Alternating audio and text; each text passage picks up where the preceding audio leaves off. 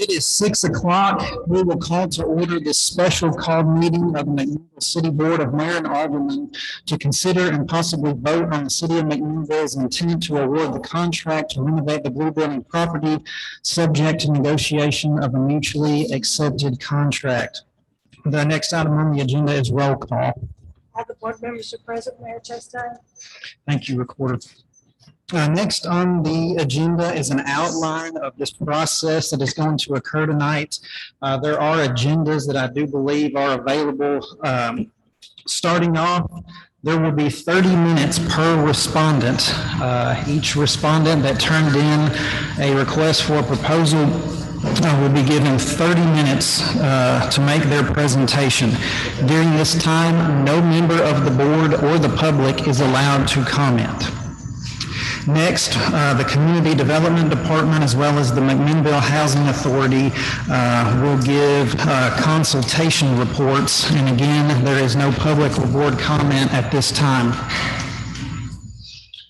The next item, there will be a 1 hour maximum question and answer session by the board to the respondents of the RFP process. Again, during this section of the agenda, the public is not allowed to comment. Other board members are not allowed to speak over the board member speaking. Each member of the board selected at random will be given 7 minutes to ask questions of the respondents. Next will be a 30-minute public comment session.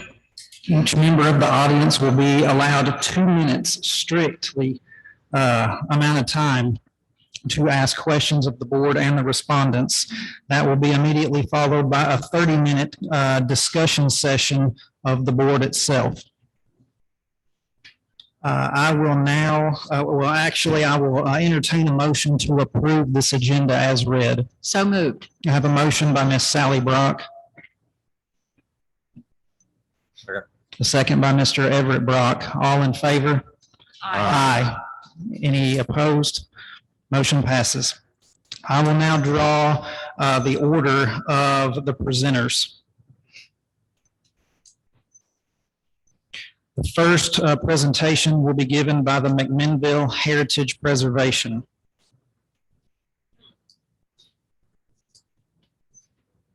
The second presentation will be given by Investment Partners of McMinnville.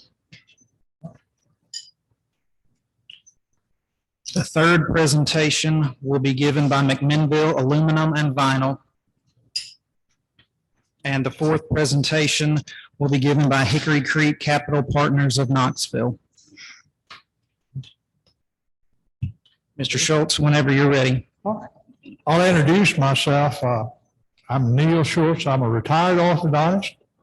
I grew up in McMinnville. I'm a native. I'm 85 years old, and my wife told me to stand straight if I talk to the public. So our organization, the McMinnville Heritage Preservation, was formed specifically to save the Blue Building. Now, we don't call it the Blue Building. We call it the Munford Mansion because it is a 150-year-old historic structure with schools built onto the side. The first part of that building was built in 1870, and then it became the Munford Mansion. Our historian said it was the prime showplace of McMinnville. So as a heritage site, there are more things that make a community, but the heritage and the feeling that the people of the community have about their heritage is a part of why we make a productive community. It makes us pick up garbage off the street.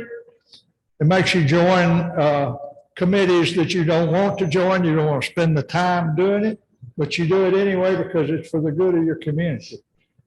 And in other words, you're a part of a team. So the Heritage Society brought that as part of our objective to have our oldest and most historic building in the city of Mount Minville. We wanted to preserve it. I want to thank Lisa Hobbs for showing our public what you call it the Blue Building, and we call it the Munford Mansion, but showing the history behind that building. Because a lot of people, even when I started in 1942 as a student in first grade and graduated in 1950, there were 1,000 students at that school then. Thousands of our citizens have graduated from that school, and that's part of the reason it's so important to the people of Mount Minville. And I thank you, Elizabeth. That's part of the problem of not knowing what your community, a lot of the history of your community. Once you learn it, it makes you a more integral part of the community. So that is why we're trying to save that building. Now, my wife also told me not only to stand up straight, but to say something pertinent, something that would be beneficial. Well, one of the things that I'm in this situation, I'm part of the team, and one of my aims is to stop the leak in the roof. And I'm going to answer, Mayor, I read in the paper you had a question for me. I didn't hear it at the last meeting, so I'm going to answer that question now. Yes, Mount Minville Heritage Preservation is willing to donate money to the city in order to repair the roof. I was in the building in August with the members of the Historic Commission from Middle Tennessee State University, and I saw some damage being caused in the hardwood floors. They have oak hardwood floors in that building. And really, that's a serious problem that needs to be stopped right now. And so we're willing right away, just as soon as possible, to donate money to repair the roof. That's one of our purposes. Otherwise, I can talk about how we feel about our heritage, but I think you all get the idea that it's not a small thing. It's a very important thing to us. Did you say you had somebody that can't ask questions? Or does the board have questions? Dr. Schultz, right now is just time for you to make your presentation. Later on, down the agenda, there will be a question and answer session if anybody has questions for you. Well, then I've answered your question about whether we would donate money. I want to start in and give a little a commercial. You get a lot of commercials. We have a commercial too. The question was, would we donate money to the city? Yes, we would, and we have before. About 15 years ago, the birthing tree, our historic birthing tree, sustained damage, and the city didn't have money. That was a time that money wasn't. For some reason or other, there wasn't a lot of money to repair the damage. And the city asked Mount Minville Heritage to repair that tree. And we brought in people from Tennessee Tech, Dr. Earhart. And he said, by the way, that tree could very well be 400 years old. It's one of the premier heritage trees in the state of Tennessee. And so we got the best tree surgeons out of Knoxville, Cortez tree surgeons. And we tabled it and put a lightning arrestor in there, and it cost $7,900, and we donated that money for the good of the city. We had one other thing, although I said we were formed to save the Blue Building. We had one other thing. We noticed there was a trash dump in the middle of Mount Minville. People were dumping tires, all kinds of cans. and they were dumping it right in our heritage site, the first site Matt Memel had, our Town Springs area. That's where Matt Memel began. So we bought the property, cleaned it up, and we built a memorial to our pioneers there. We call it our Ebenezer. Ebenezer is a historic site for the country of Israel. And the reason they erected the first Ebenezer, the Hebrew word means stone of help. So it's a sign and it's a symbol that God answers prayer. And that's why we named our pioneer, both past, present, and future pioneers, that monument, we call it our Ebenezer. And Christmas is coming pretty soon, and you'll hear about Ebenezer Scrooge, and that name was taken by Charles Dickens for that very reason, that God answered a prayer. Okay, so that's my commercial. We spent about $70,000 in that project, and then we gave that project to the city of Matt Memel as a primary heritage site. So we have a history of donating to the city, and we're glad to do that. I think that's the last commercial I have right now. And I'll tell my wife I did stand up straight.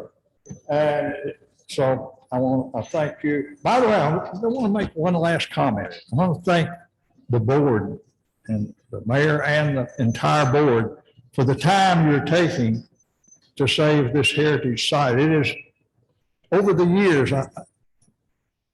this time will be appreciated, because like I said, I'm an old guy. About 50 years ago, a cloud descended on the city of Matt Memel, and that was when we lost all of our downtown shops. We lost the shoe shops, the variety stores, all to the big stores.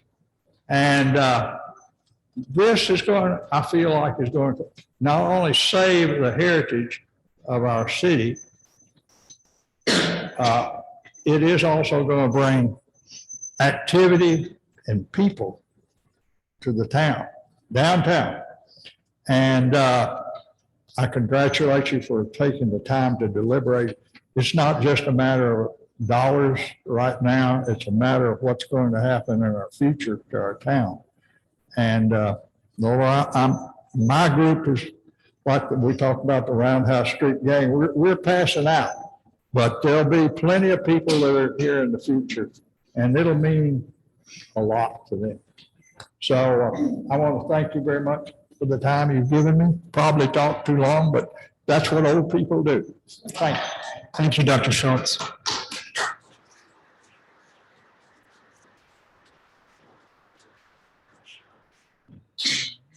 Investment partners, the floor is yours. The clock will start as soon as you begin your presentation.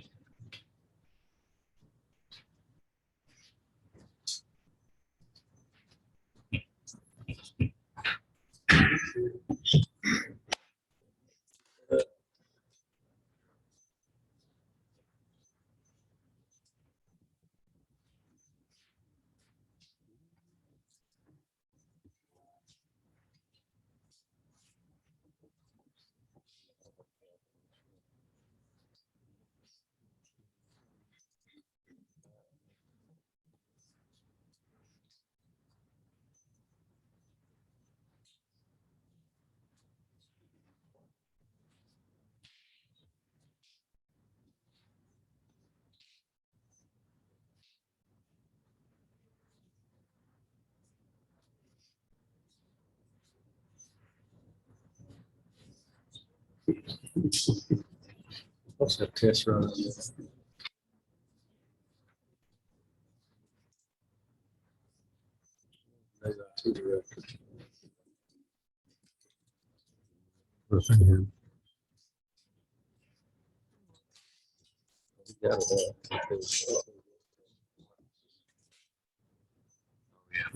Mixed up.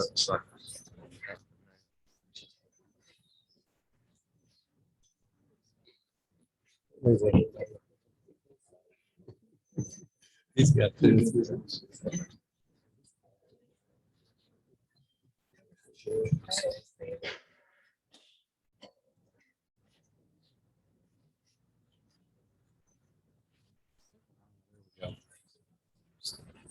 All right. Page 2.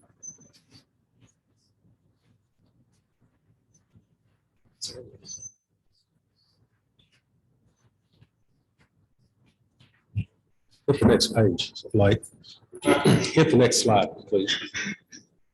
Introduction of the team. Not gonna work.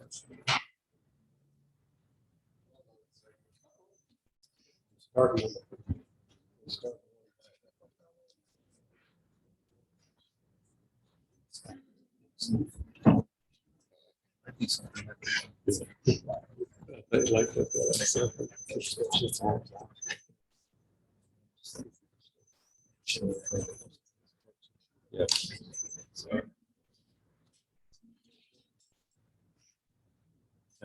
The same as that.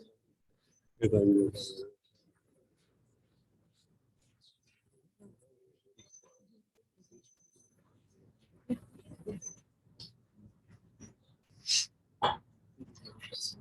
Yeah. There you go. Yeah. I got it.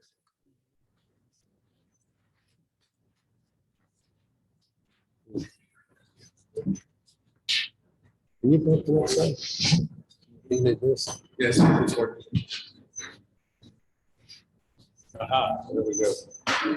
Can you work it?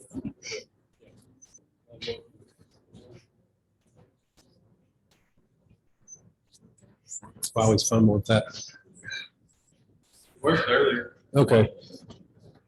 Good evening, Mayor and Board of Aldermen. My name is Bobby Kirby. Each of you know me as well as our entire development team. We are local developers, local residents. Can you hear me fine? Is that better? All right. I'm gonna start over. All right, my name is Bobby Kirby. Again, each of you know me. You know our entire development team. We are local developers, and we have a lot of personal interest in the Blue Building and what may happen to the Blue Building and how that will impact downtown and the city of McMinnville overall. We feel like we have a very strong, very nice project that will provide a lot of economic benefit for the downtown area. Again, we are all locals, local developers. We've done a lot of development here in McMinnville as well as Middle Tennessee.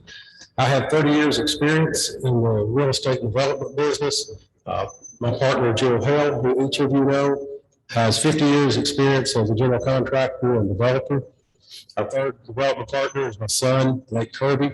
Lake is a structural engineer who also holds a dual master's degree with a master's in structural engineering as well as master's in business administration. Lake worked for about 3 years with Barge Wagner in both Knoxville and Nashville prior to joining our firm, our development firm. He's been with Investment Partners, our team, for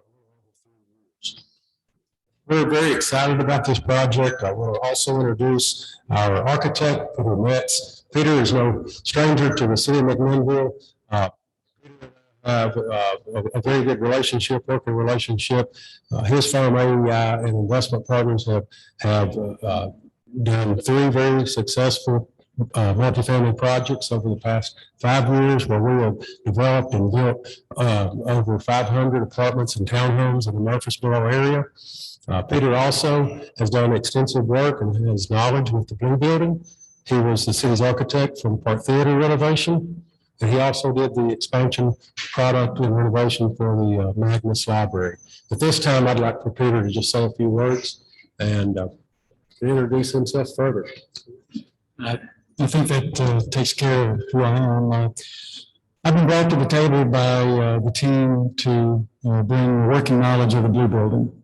That's my purpose here. We have been involved with the Blue Building for a very long time. Seems like our first venture was with maybe a city council member or an administrator. The first name was Herb. I can't remember exactly what his last name was. We've been through several tenant developments, studies in the building. It included City Hall, and if you remember Strategic Wire, the police department. We did the structural and the environmental evaluation of the building. We determined what was salvageable and what was not salvageable, and what's standing is what is obviously what we determined to keep. It's brought us here today, of course, with a building for you to put together in some form or fashion of residential or whatever development. We'll design a facility. We'll design a renovation for multifamily. That'll include either short-term, mid-term, or long-term residential. We'll design if there is any commercial or retail mixed use on the lower levels. So far that we have done some early thoughts about how to open up the basement. We know the weather tightness of the building. We're very familiar with the water intrusion where that happens. We know the roof structure. We'll take another look at to see if there's any other additional masonry cracks or in the building that is still left standing. And from that point forward, we'll carry on just as our standard operating procedure, visiting with the various utility departments within the city planning departments. Our purpose is to, of course, provide them with what they want on the interior, but we're here to also respect the historical value and the things that the city of McMinnville remembers about the building. We bring the things that are the most valuable assets of the Blue Building. We've done it twice before, as Bobby mentioned, with the Park Theater and the Magnus House. We feel like those were fairly successful projects. We brought to the surface what the buildings looked like in their heyday, modified them very slightly so that they could adapt to the present day lifestyle. So that's what we want to do with the Blue Building. And that's my purpose. That's why I'm here to serve the team. Thank you. I appreciate it. Okay, we'll flip it to the next slide. If you can go to the next slide.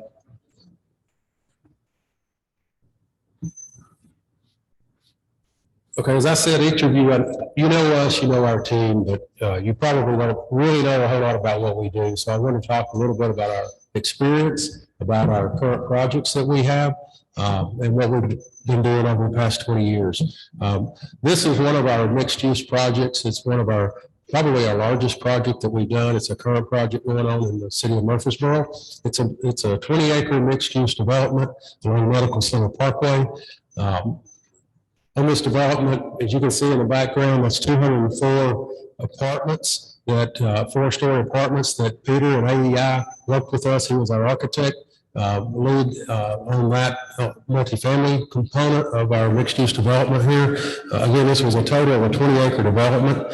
Other than the apartments on the back, we developed in the back left-hand corner, a 90,000 square foot urban style climate control self-storage. That's a three-story building. We developed and we built that property. It was about 90,000 square feet and ended up with around 500 self-storage rental units. On the bottom left, you'll see a bank branch that is about a 2-acre parcel we developed, and we sold that corner lot off. You can see along Medical Center Parkway, there's 3 other commercial lots, retail lots we developed. We currently own the corner is a 17,000 square foot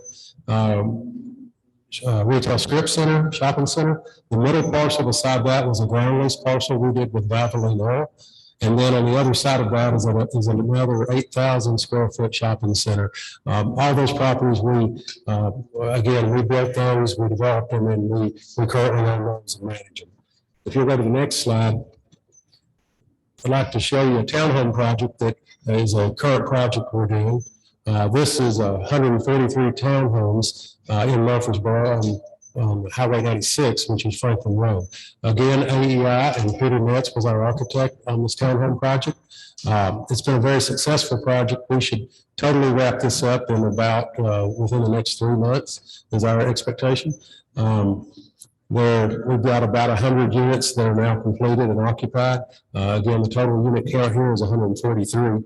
All of these townhomes are two-story, 2-bedroom, 2.5 bath. They're about 1,250 square feet. The interesting thing on this project is this is a townhome project that we envision on the back lot of the Blue Building. This is something very similar to what we could do or what we felt like we would do. We would make some changes on the facade and things that would make it more architecturally compatible with the Blue Building, and we'll touch on that later. If you'd go to the next slide. This was a development we did a couple of years ago in Nashville and city of Berry Hill. It's a mixed-use development. We actually acquired and obtained this property under an RFP, which is the same proposal concept that we're doing tonight. This was an RFP that went out with the Colonial Bakery Company. It was a 6.5 acre tract of land along 8th South in Berry Hill. We won this contract, the award. We joint ventured with one of the nation's largest multifamily developers, Alliance Residential. We acquired the 6.5 acres. We did demolition of the existing old bakery. We had to do some environmental abatement. We did some entitlement and rezoning on the property, where we worked with both the city of Berry Hill as well as Metro. This property was kind of weird. Half of the property was in the city of Berry Hill and half was in Metro, so it made it very challenging to us. We sold 4.5 acres to Alliance, where they built 350 apartments. We retained Prime 2 acres on 8th South, where we built a mixed-use development consisting of 17,000 square feet of retail and 52 residential condos.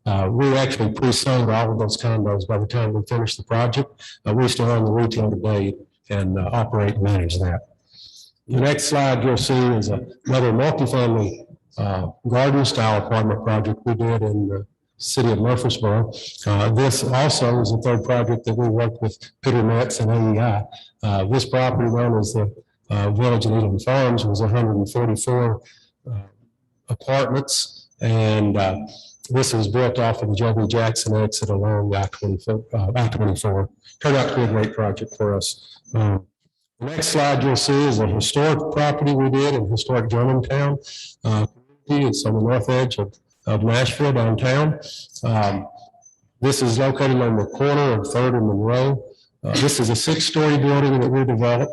It is a mixed-use development with the ground floor retail and the upper floors being climate-controlled self-storage. The building total is about 100,000 square feet. We had about 70,000 rentable square feet of storage, self-storage.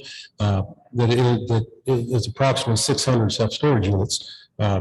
CubeSmart Self-Storage manages that facility for us. We manage and operate the retail from the bottom floor. If you'll go to the next slide, it'll show an office building that we developed and we built in Murfreesboro. This is off of Medical Center Parkway on Williams Drive. This is a professional Class A office building that we built and developed directly behind the hospital. It's a mixture of general office and medical office space, 3-story, approximately 40,000 square feet. That'll give you an idea of what we have been doing over the past 20 years and projects that we have completed currently. All of these were done in the last 5 years. If you go to the next slide, let's talk about the interesting part while we're here tonight, the project itself. On this page, excuse me, Investment Partners LLC is excited to propose restoring and redeveloping the historic Blue Building. The intent of our project is to redevelop the property for a mixed-use development. The total project would include approximately 24 residential condos within the Blue Building itself, with approximately 40 townhomes located on the property at the rear. We would also have a commercial space on the ground floor, or could have commercial space on the ground floor. That would be located on I believe it's the western side where the police department used to be located. That commercial space would be something that could be open to the public. And we'll talk about that a little bit more in detail later. The project will be split into 2 phases. Our phase 1, we would do the renovation of the Blue Building, converting that to 24 condos, while we were doing site work on the rear of the property. Our phase 2 would be vertical construction of the additional townhomes on the back. You go to the next slide, please. This gets into the meat of our proposal. We've offered $250,000 for the property. We would require 180 days due diligence period with one option to extend our due diligence for an additional 90 days. We would close on the property within 60 days of our due diligence period. We have no financing contingency for this project. I think that's something important to state. If we find that it's a feasible project, that the city likes what we're proposing, and we work together while we're under contract, then once we get through that due diligence period, we will close, and financing is not a contingency for us. Our total development costs, we estimate at about $13.5 million. We would require this project, for this project to be feasible, we would require a tax increment financing plan. We would also require adequate utilities to the property for water and sewer. Our timeline again for phase one would be renovation and restoration of the blue building, approximately 12 months while we were working and doing site work on the back property. Our phase two, we feel like would be a 24-month project. So we're looking at potentially a 36-month project here to complete all 64 townhomes and condos. We go to the next slide. I simply have inserted a letter of credit from our lender. And the board has this, and it's in our packet. It simply states that Investment Partners has the necessary funds to fulfill our obligation under the RFP. If there are any questions regarding our financial capability on this project, please feel free to contact Michael Griffith, who is our lender, not our partner, and that he is at Security Federal. At this time, I'm going to turn it over to my son Lake and let him touch on some things regarding the economic impact plan, and then we'll come back and talk about a little bit more of the project. Good evening. Quickly going to highlight just the overview of the TIF, how it's created, and kind of briefly how it works. First step in this process for us would be to work with the IDB, TDB, and the state of Tennessee to develop the economic impact plan. The main goal of this plan is to just capture all the benefits and show them to the city, county, and state. And also stress that without a TIF, private development to save this building could and would not really occur. The city and county would both be involved throughout this process. They would have to grant approval at the end to show grant final approval upon the final draft of the economic impact plan. Our project is contingent upon a TIF approval. Without the TIF, our project is not feasible, and we would choose or elect not to proceed. Generally, briefly, and I guess simply put, how it works is the property is put on the tax roll at the current assessed value. This base value would be determined and set forth in the economic impact plan. The TIF fund is created from the difference in the final value and the difference over the base value. It's the incremental increase that really truly creates this TIF fund. This fund is then shared with a portion going towards the city and county and the education fund as well, and a portion going towards the redevelopment costs for the duration of the TIF. After the TIF expires, the city and county then would receive the full property tax revenue amount for the remainder, for the duration life of the property. The TIF is just a tool to incentivize development. It's used all across the country. It's used in Tennessee. Warren County and McMinnville just successfully completed their first TIF project this year, the Hampton Inn. The real advantage and benefit of using a TIF is that it allows a developer and allows a city to create a higher end product that wouldn't be possible without the TIF being in place. We're really working here to create a truly unique development. We're hoping to save a historical landmark in Warren County and to provide much needed residential development in our downtown.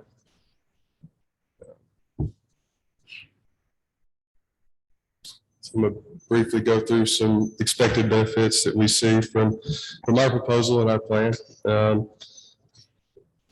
Downtown residential, McMinnville in general is lacking in residential product. We're seeking to create a downtown community that would further drive development in our downtown and businesses. We would be putting roughly 60 households, 60 families, 60 people within walking distance to downtown shops and restaurants. This development be truly unique and draw people not only into the downtown area, but we see to encourage further growth in all of Warren County. We expect a portion of it to generate some tourism. We think a portion of these units could be used for short-term rentals, help boost tourism and for our downtown and surrounding area throughout the year. Property tax is obviously a benefit for the city. And then we see construction, labor costs, material costs, revenue and jobs that we would create during the life of the construction of this project.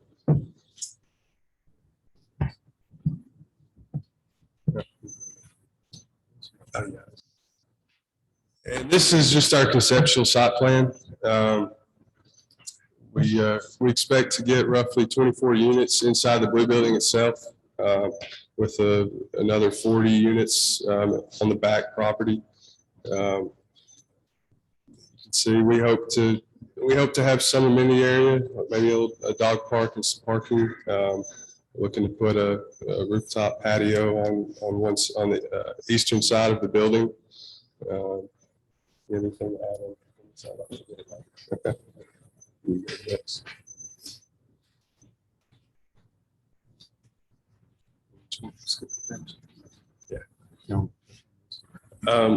This is we put together a rough building plan of what we see, how the floor plan will be split into units. We think we'll get about 6 units on the basement floor of what it's called now. The front portion on the western side, the old police department, we'd like to use a portion of that for commercial retail space. That space could be enlarged to encompass either more commercial use or possibly an amenity area for the residents in the building.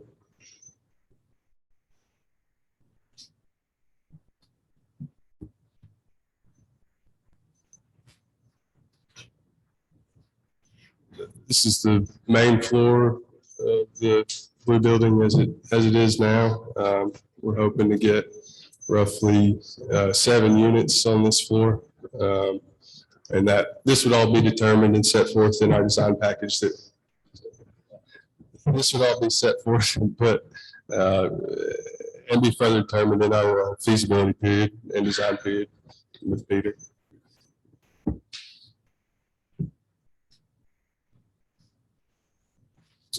Third floor, we're hoping to get about 8 units here.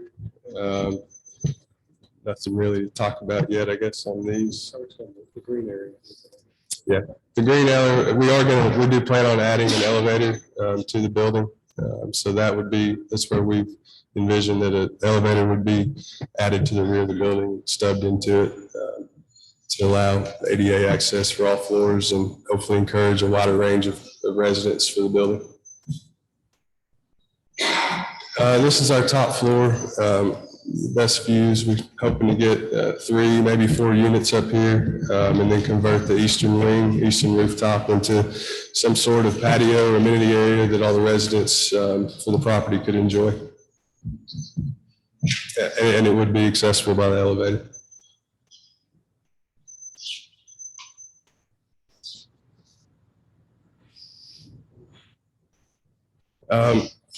These are some of the finishes that we kind of envisioned for the interior of the Blue Building.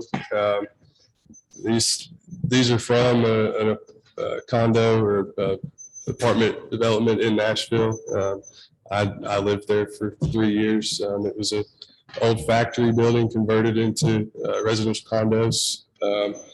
It's pretty simple finishes with exposed brick, sheetrock, kind of minimalist, exposed duct. But it's a beautiful project, beautiful property, and what I really see that the Blue Building could turn into with the right finish level.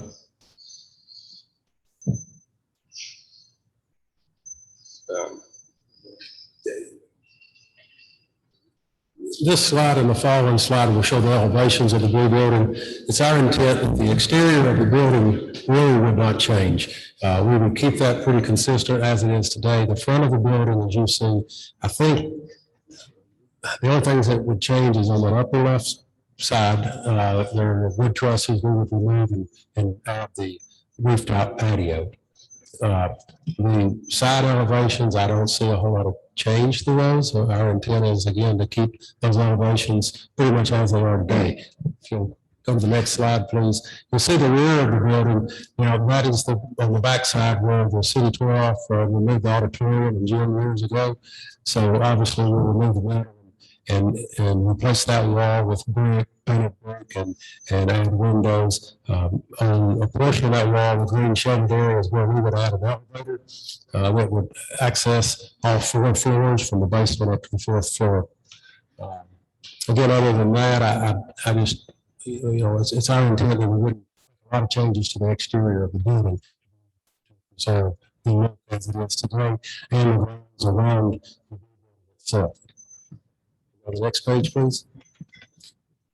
This is a plan again of our townhomes that we kind of envision for the back of the property. This is subject to change in our feasibility period, but this is what we can see. This is what our concept is for today. This is the same floor plan and interior finish that we did in Oak Fort townhomes that Peter worked on with us. All of these townhomes were 2-story, 1,250 square feet, 2 bedrooms, 2.5 baths. We had a couple of variations, but it's basically the same floor plan. 5 minutes, I'm wrapping it up.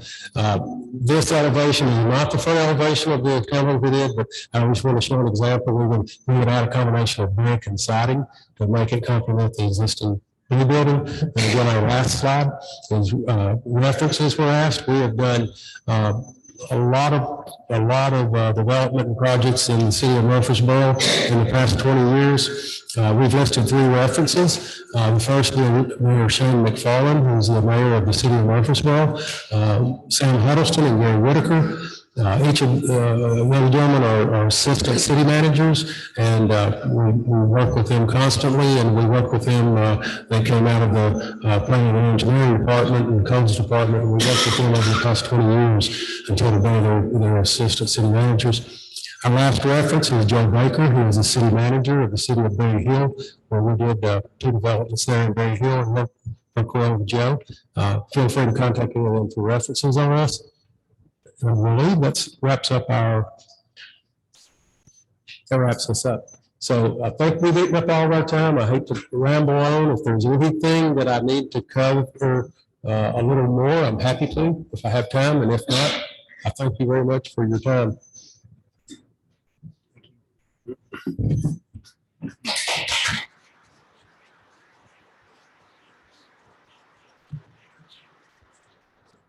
Representatives from McMinnville Aluminum Vinyl, the floor is yours.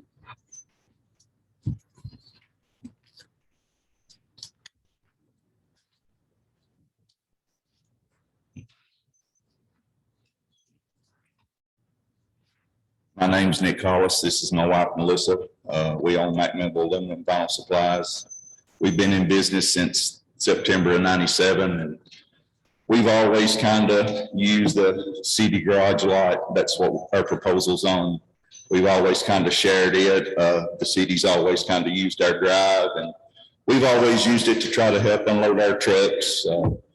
We usually get somewhere between 1 to 3 tractor trailers a week, and that's what we intend to use, the lot for. Maybe future uses of maybe additional warehouse space or, something to that effect.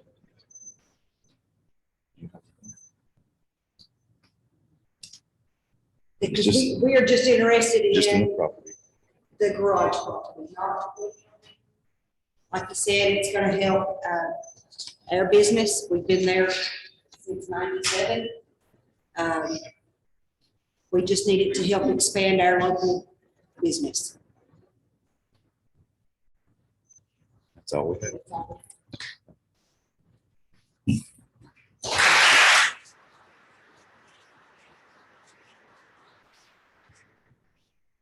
Hickory Creek Partners, the floor is yours.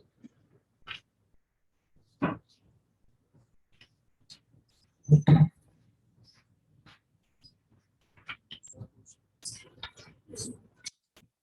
evening. My name is Buzz Goss. I'm an architect and developer.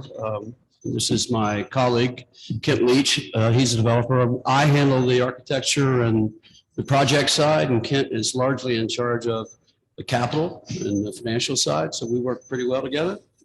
But I also want to begin by saying I really appreciate what everybody said tonight. You know, all the other groups that have proposed, you can tell there's passion for their city. There's love for this property, and I think no matter what, this is going to be good for the city of McMinnville. So we're going to begin. We've done a PowerPoint presentation, and I hope it works. We've come up with the name that we think fits the history and the spirit of the property, and so our working title right now is the Blue Picket Square, because it's more than just a building. In our mind, it's a whole community that's being developed over there. So I'm going to move on. Here we go. One of the things that's most exciting about this property is that it has the potential in a way that I've never seen in another property. And I should also step back and say that we've done about 2 million square feet of adaptive reuse and historic rehabilitation. And that's both in Knoxville, Nashville, Chattanooga. We're doing a project in downtown Clinton now, up in Dandridge. We're familiar with these kinds of properties, and it's what we do. But in all the properties that I've been involved with in the past, there's never been one that offered this one specific opportunity, and that is to really build a multi-generational community. That is where we can provide housing and amenities and living opportunities for children, parents, and grandparents. We would all be located and have their own separate quadrants of the development, but the amenities also to reinforce that. And this property offers that. And that's what was so exciting to us about this. I was contacted by a colleague who was introduced to Ms. Kilbrew and Mrs. Stanford, and they invited us to come up and look at the building and talk about it. And it just became apparent to us that, again, like I said earlier, there was a lot of love for this city and for this property in particular. And so when we walked through, we didn't know that we were coming to look at a site that had all these other opportunities. We thought we were coming to look at a building. And so that's where this concept came behind. Our belief, as it says, and the premise behind our work is simple.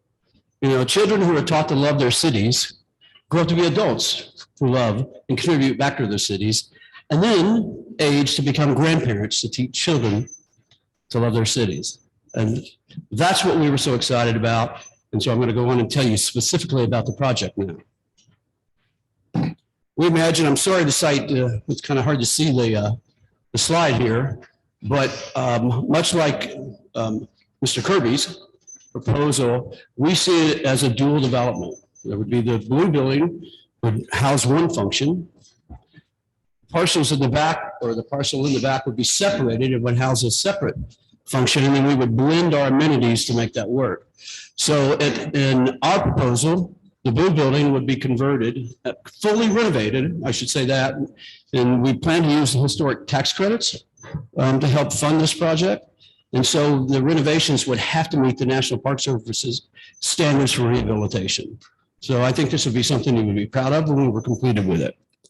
So the use of the blue building, we imagine there being both housing on all 3 levels, but that'd be a blended type of tenant. There would be elderly, people who wanted to choose an urban lifestyle, who were ready to move, maybe downsize and wanted to live close to walking distance to downtown, but also artists.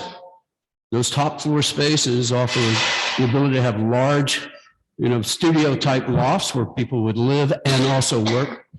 And then we would blend and provide some amenities where the hallways would be what we're calling our art corridors, and a multi-purpose room down on the lowest level where then the artists might hold classes, all right, painting classes for the tenants there, but also for the families. So in the back portion of the site, we are early preliminary investigations tell us that we could do 40 units back there, 40 townhome units. Those we imagine being two stories, 2 and 3 bedrooms, somewhere between, let's call it 1,100 and 1,500 square feet largely the size of them, but also they would include parking on site so that there wouldn't be the burden on the streets for that. And then lastly, we propose to add 3 site amenities. One would be a sculpture garden for the residents, the artists and residents to exhibit their wares, and that would be connected to the sidewalk system. We put it at the prominent corner of High and Colville so that it would be, you know, an amenity to the city for as people drive by. But if you were walking, you would come in, you would walk through it, much like the sculpture garden, and I'll show you this a little bit later, at the Bluffton Art District in Chattanooga. On the opposite corner in the front, where there's a large green, we're proposing to place a community garden with raised beds. Maybe it's protected by a fence just to keep, you know, dogs and things out of the beds, and little garden houses, so that anybody, you know, could request a little plot to come and grow, you know, tomatoes or cucumbers or whatever it is that you desire to do. And then lastly, in behind the building and tucked in between where the townhomes would be, we're proposing to do a nanny park. That is so that it would be fenced, it would have play, you know, areas for children. And so if you had young children and you lived in one of the townhomes, you could safely put them over there, right? And know that they're not going to run out in the street and that they would just be in the middle, you know, of your neighborhood. And it would be overlooked by some of the other units, which give also that visual security. So I'm going to go into specifics now. I mentioned the blue building that we were looking at a full renovation, right? And again, according to the National Park Service standard for rehab, so it would be high quality and would be, I think, appropriate to the landmark status of the building. Our preliminary investigations leads to believe that we can do 40 units. They would be smaller than Mr. Kirby's proposal, but still retain that character of those large classrooms and large windows and tall ceilings, hardwood floors and exposed bricks and beautiful trim that the building already has. I mentioned the tenants that we would be, you know, looking for. That is the elderly and the artists. And again, the amenities would be, we would retain the large entryway, so it has that grand feeling that it always had. The art quarters I mentioned, and then a multi-purpose room for our, you know, tenants to be able to have, like I said, places to go and take art classes or meet and, you know, mingle, you know, just get to know one another better. We would put an elevator in it, right? So that you had access to all floors, could move in, move out, things like that. And of course, we would put the elderly housing on the lower 2 floors, so it would be easier to get to your car, but also easy to provide ADA access from the street and sidewalk. I'm going to move forward to the rear portion of the site, what we're calling the Pickett Townhomes. Again, I mentioned 40 units. We're comfortable that we can fit those on the site. There would be 2-story, 2 and 3 bedroom with on-site parking. But also they would be designed to complement the adjacent neighborhood. We don't know what the design is yet, but as that plays out, as the architects do their work, we'd make sure that it had a similar feel to what's across the street and in the adjacent areas. The amenities from this portion, I said earlier, would be family-friendly amenities. We would have urban yards. So you have a place for, you know, to grow flowers and put your pumpkins in the fall and Christmas decorations in the winter months. The first floors would be elevated. So as people were walking down the sidewalks, you wouldn't look directly into the unit. So as you lived there, you felt you had your sense of privacy, your separation, but you're still part of the community. There would be sidewalks and stoops. So you could walk around. It was easy to get around the whole site and then connect back into the city, walk over to Court Square and Main Street. And finally, the units themselves would have modern interiors and you know, how, you know, we live today, that would match that. I'm going to go on to the site amenities. I'm going to wrap it up, and I'm going to let Kent, who's been standing back here patiently, give the conclusion. So I mentioned the 3 different large concepts for the site amenities that we're proposing. Again, a community garden that would be up in the front corner of the building over there where we've got the grass, and that it would be not just for residents, but for anybody to live in the area who wouldn't, it would have to be controlled. But, you know, if you lived across the street and you want to have a small plot, then you could come and, you know, submit an application, maybe pay a small fee and have a place to grow your garden. But also that's what's nice about that is that connects neighbors to neighbors. gives reason for interaction, things to talk about. The nanny part, again, we imagine that being buried back in the center so that it's protected, but that it gives children a place to safely play, right? And grandparents come out and watch the children play, or parents, hey, listen, I need to run to the store. Could you, watch a little Buzz, who gets in trouble all the time. Let's put him inside the fence. And then lastly, the sculpture garden. The photograph we put in RFP, and it's here on the slide, is from the Bluff-Lea Arts District. But again, it's a prominent amenity on the site, connected to the sidewalk, so that anybody can walk by and stroll through it and have the joy of just art in your neighborhood. So again, thank you very much. I'm very impressed by everything I've heard tonight. The other proposals are all very professional. And I think if you chose them, that you would be proud of that as well. And so I'm going to let my colleague Kent follow up. Well, can you tell that Buzz is an architect? And so he loves to cast the vision, but somebody's got to pay for it. Right. And so you've got to be able to, that's the part that I kind of enjoy more. And he's the artist, if you can't tell, the guy that draws the plans, but somebody's got to make those plans come to life. When Miss Rachel reached out to us and we walked through that building, it is an amazing building. It reminds me of buildings we've been in, and I know Buzz has been in a lot of buildings like that. But what you have to do is you got to figure out, where does this money come from? And to do what you'll see developers go into a building and you've got to raise this money, right? Let's say you need $10 million. You're going to have to come up with 2 or 3 million.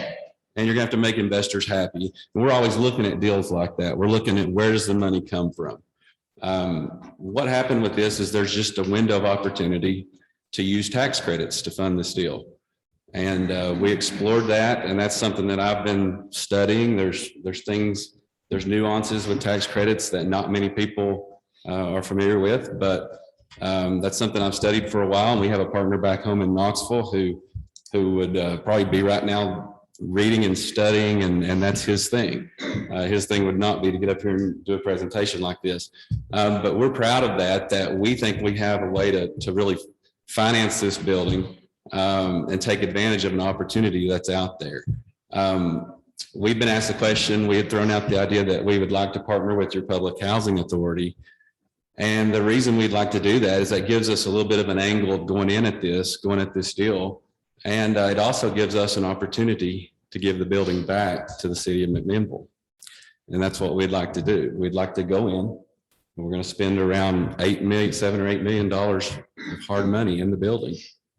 And then through your PHA, we will bring that building will end up back in your hands. And that's the gift that we can bring to this with our unique financing. And so you can compare our deal. I think a financial analysis was handed out. You can look at our deal, and you're really comparing apples and oranges because there's differences in these two deals. But with our opportunity, we can actually leave it in the hands of who it belongs to, and it belongs to the city of McMinnville. And so we'll further proposals. Yeah. So there is a good, a really neat thing that when we hear and we sit back and we listen to these proposals, we can see a way to integrate at least 3 of these proposals with us. So we'd like for you to consider our expertise is the good. We think we have the best opportunity with that. We would be reaching out to somebody to help us with the townhomes on the back. We're from Knoxville, we're 2 hours away, but we would need boots on the ground here to help handle that. And we'd love to see the roof fixed immediately. So we just feel like things are lining up. And I felt that way months ago as I made the first phone calls and said, oh, things are looking like they're lining up for Warren County. And we can go into more detail on that later, but it's really amazing, you guys, and I applaud you guys for taking action. You're at a point where you've decided it's time to do something. I think we need to thank Ms. Rachel for getting us to this point. And we just look forward to hopefully working with you guys to save this building and do some unbelievable things up there. Yeah, I want to make sure that you understand the specifics of what Kent just said. We could work with all three of the other proposals. Neighborhood property, we don't need it all. We do not. The Heritage Society, we need somebody to work with us, make sure that we get it right. Mr. Kirk. Fine gentleman, they have great reputation for the reason. We love that property. We think that can be integrated also. That's how we see it. And I think that's concluded. Thank you very much.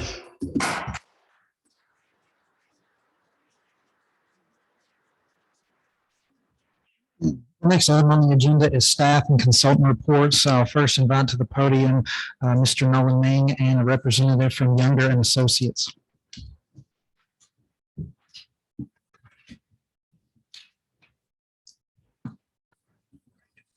Okay, you have before you one-page summary. It summarizes both of the larger documents. I'm not going to go through all of this. But just briefly, it touches on the one-time impact metrics, total proceeds from the sale of the land, capital investment for development and construction, one-time impact for development and construction, jobs supported during the development phase, wages paid to jobs supported during development phase, and local sales tax. Moving on down, touches on annual operations when at full operation. Metrics there include the annual economic impact, jobs supported both direct and indirect, wages paid to jobs supported, again, direct and indirect, local sales tax, direct and indirect, local other tax from wages, indirect property tax from employment wages, and annual direct city and county property tax generated. And these numbers I neglected to mention are pre any type of tax incentives. The reason is those are tailored after the fact.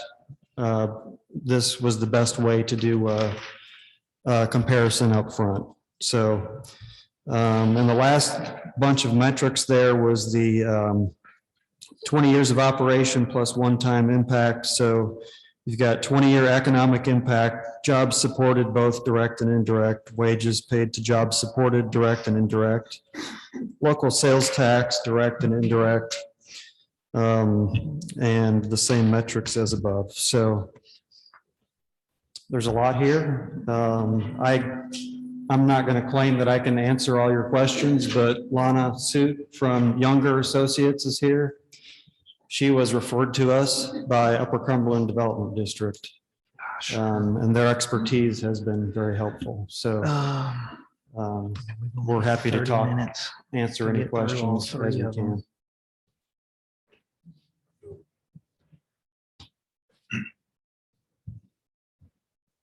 Next, I'll invite to the podium a member of the McMinnville Housing Authority.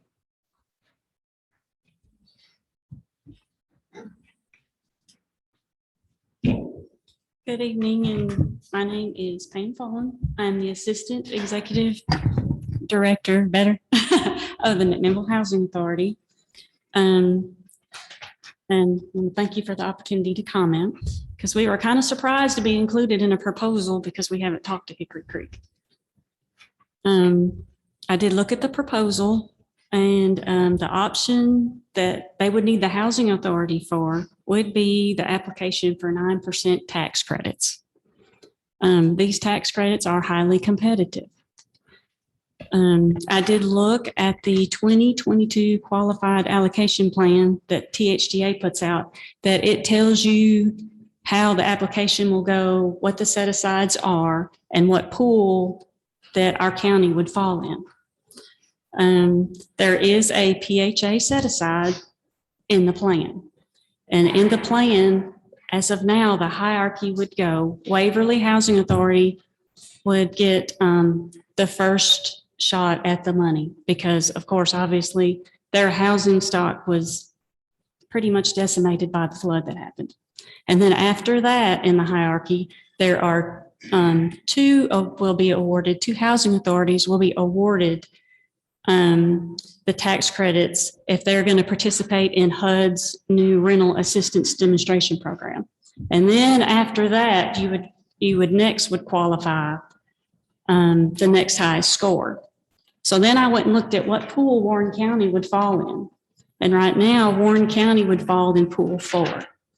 I printed the map off of the QAP, and I know you can't see it, but pool 4 is in yellow. So we are in pool 4. So all of the counties that are not yellow would be in a pool higher than Warren County would be in. So it's just something you may want to take into consideration. Since they are very competitive, THDA ultimately assigns the scores. But it may be, I don't know that you could say that you could actually secure those with us being in pool 4. And THDA's board meets tomorrow, and they should review this draft QAP and finalize it. And then the deadline to apply for the credits would be April 22nd. So, and then after the April 22nd date, they would rate the applications, and then they would decide what the award would be.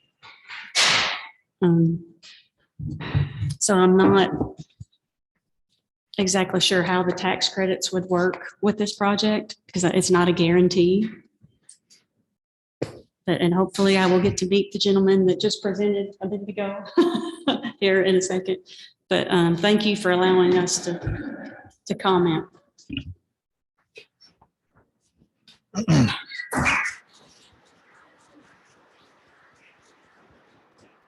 Next, I'll invite to the podium David Baird and Katie Kinesis from Community Development.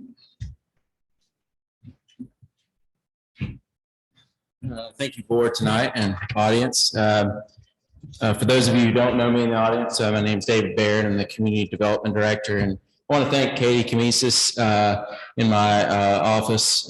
She works as community planner. She really delved into the details of these proposals, and we're looking at it from a land use and zoning perspective.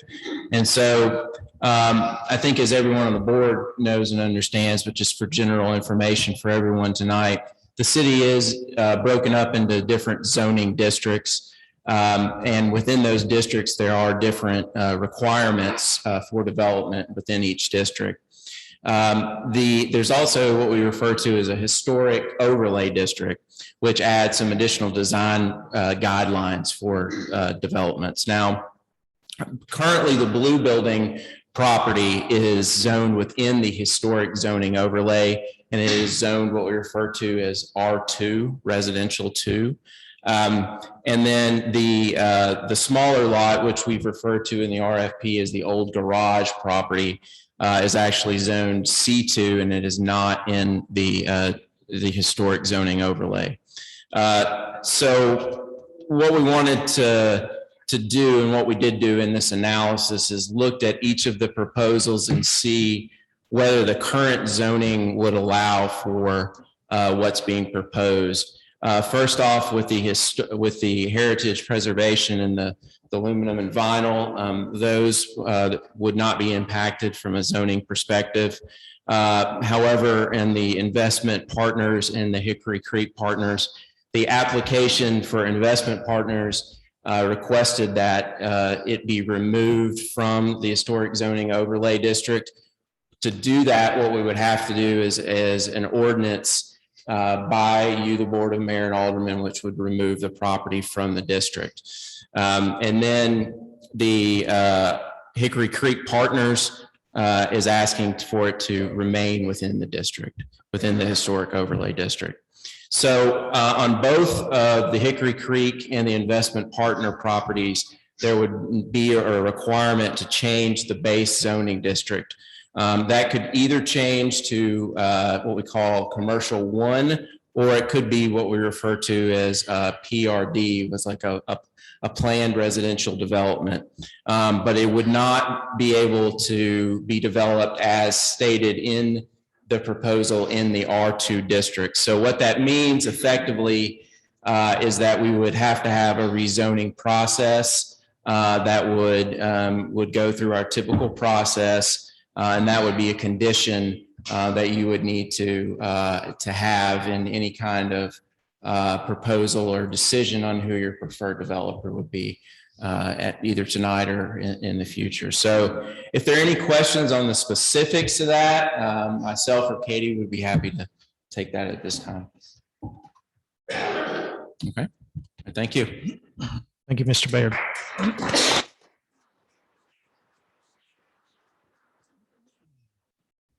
The next item on the agenda is a Q&A from board members to the respondents. The first board member is Alderman Sally Brock. You have 7 minutes, Ms. Brock. Okay. I guess I'm going to direct this one to the Hickory Creek people. How long would it take to get the funding? I think we might already know that. How long would it take to get the funding? Yes, I think that was Ms. Vaughn that just spoke from the PH. Right. She's correct. Our application would go in April. And then we would hear back probably in August. And then we would close that partnership and the credits would be sold to raise the capital, probably about 80% of the capital, probably by the end of about this time next year. Okay, what happens if you don't get that credit? If we don't get the tax credits? Right. That's where our partnership that we talked about could come into play. Partnership with another developer. That would. We've been looking at two options. We do. We have. Right. Not just the tax credits, but also using like the CITC funding, which is very, favorable interest rates for a similar kind of project. And so we're going to be looking at both of those, tracking at the same time. And if we can't, get awarded tax credits or find the right way to get it funded, we'd graciously step out. Okay. One other question, of the 40 apartments that you're talking about, how many of those would be section 42? That's only if we do it under that platform. In the blue building, it would be done under that program. That turns out to be the right route. So in that case, it would be all 40 of the blue building apartments, but none of the townhouse apartments. Those are my questions. I'm finished. I'm sorry, I didn't quite get that. The 40 in the blue building would be section 42. That's And correct. the townhomes in the back would not, or Would not. would not at all. We would be requesting that the property be subdivided before purchase. So that would leave the 3 acres in the back. We just say as not in 2 separate parcels. And then we would go apply for the tax credits. Ms. Kirby can ask that under I'm sorry. her allotment of time. I apologize. Do I still have time? You still have about 4 minutes. Okay, where you're talking about artists in the blue building apartments Yes, ma'am. in section 42 housing? Okay, again, if we don't know that that's going to be the final way to Well, fund I this know, but project. that's kind of what you are proposing. And I mean, that's No, what you no, told us we tonight. proposed 2 tracks, right? One of them has a bigger gap than the other. Okay, well, this is one of the tracks, but That's correct. where are these artists coming from? They would be local. Now I'm done.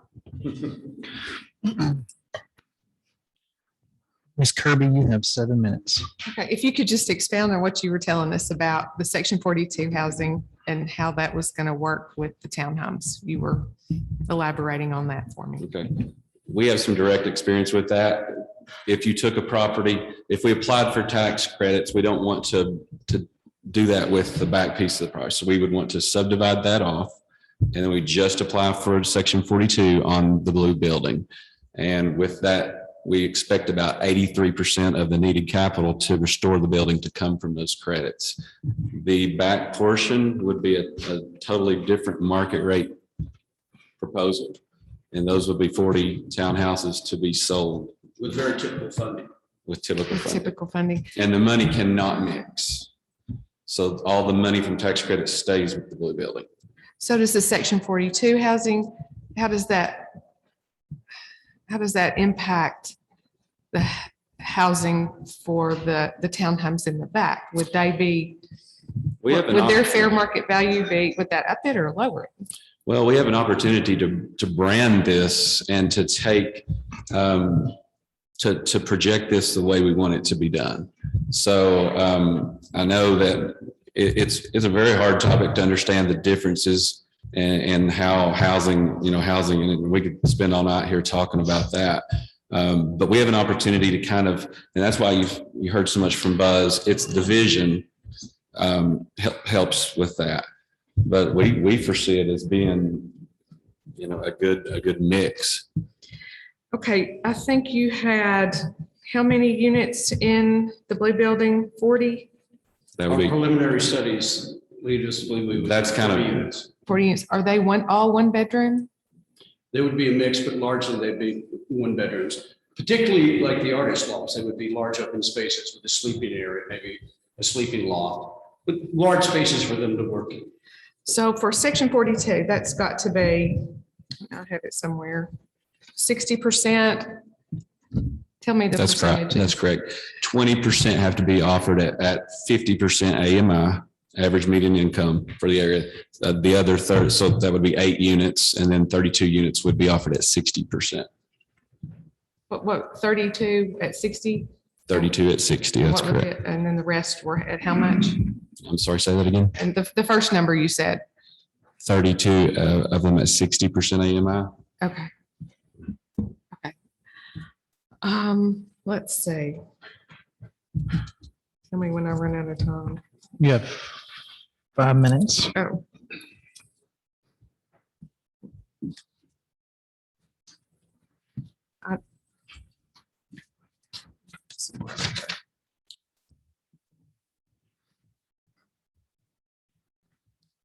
Are these condominiums or apartments? The blue building would be rental. The townhomes, we imagine, would be sold and it would be owner occupied. Okay, could you tell us what that is going to mean? And what's the, as far as condo versus apartment? Well, in a condo, you would purchase it like you would a home, right? And so that would only happen in the townhomes, the family portion of it. The blue building would be rental. If you're doing historic tax credits, you have to hold it at least 5 years. Right, so there's automatically in the scheme that we're bringing to the table, a requirement in that building for it to be rental for at least 5 years.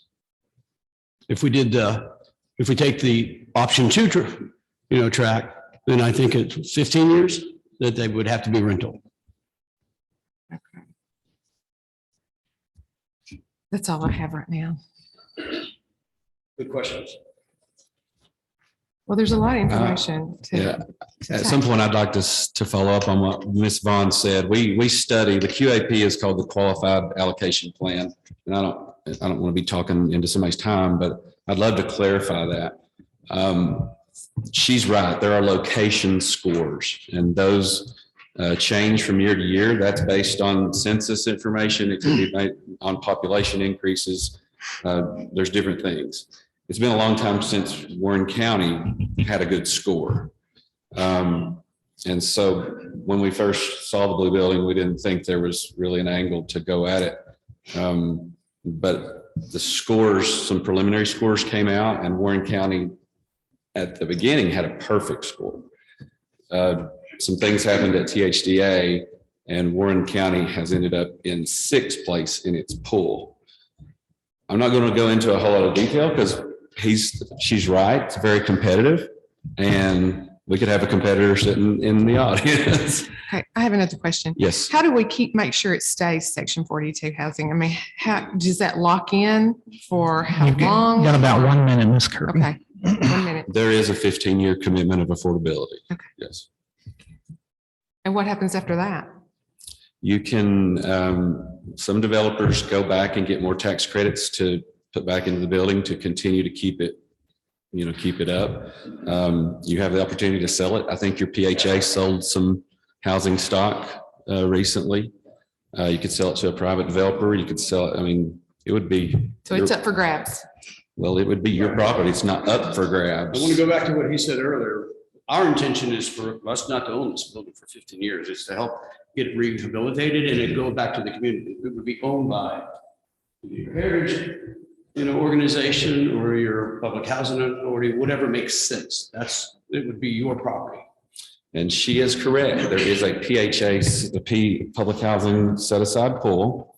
There's also a general construction pool. So we have two different ways to go about winning the credits.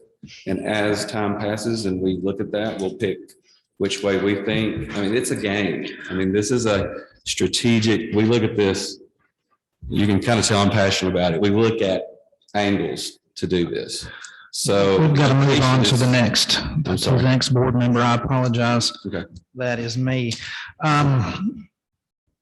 I'm going to have to address, I guess, your project first as what it is, or at least part of it, and that is low income housing or lower income housing. And I have to say that there have been numerous members of the community reaching out to me, afraid that this will eventually turn into a housing project.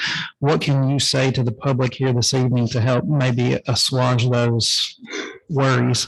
Yeah, I can say that the way that the government has incentivizes affordable housing over the past 20 years has changed.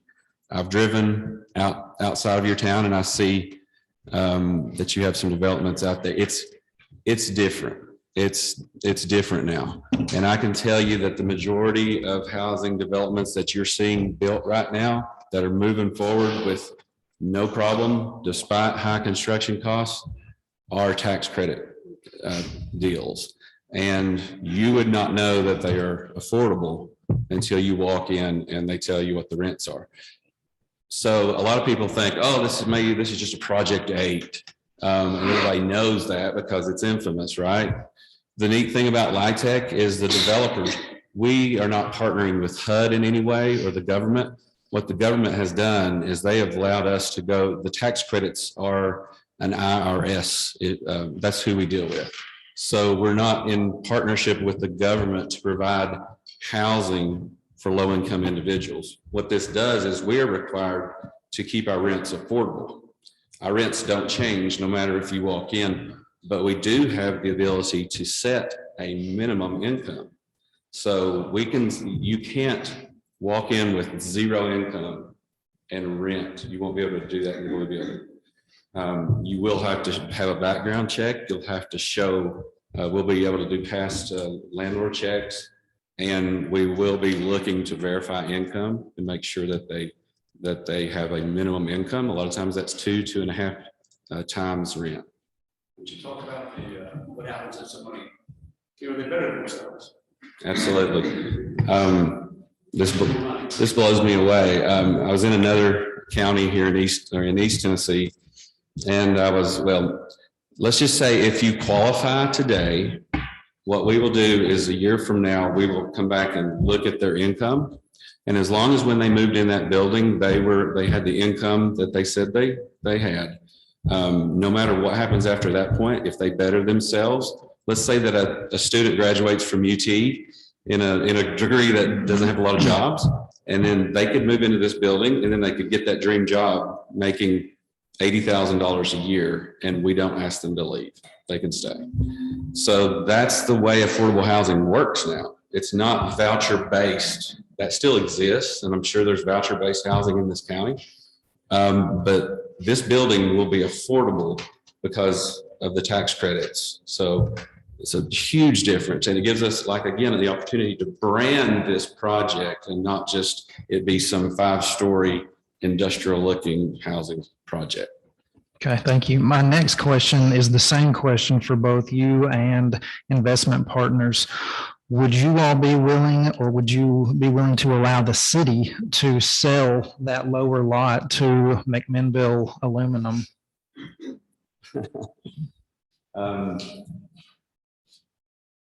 We need a portion of it, but we would be willing to work with them. Like we said earlier, we feel like we could work with all 3 of the other proposers to make sure that everybody gets really what they wanted to do. All right. We'd love to see that money generated from that possible sale put to the roof and some things. Sure.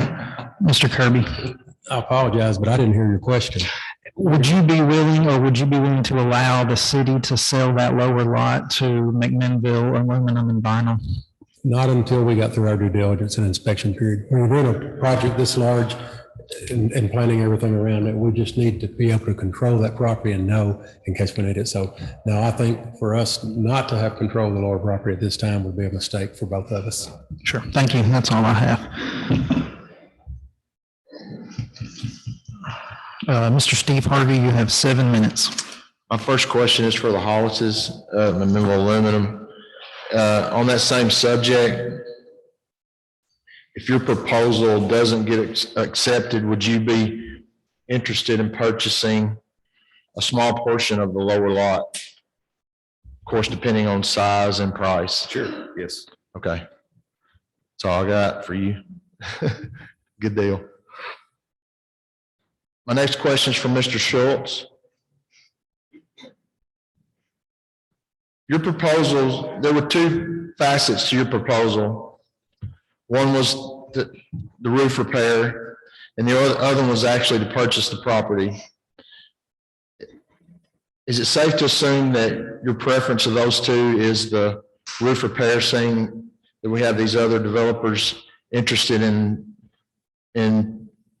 their projects? Well, we were very interested in the quickest way to repair the roof.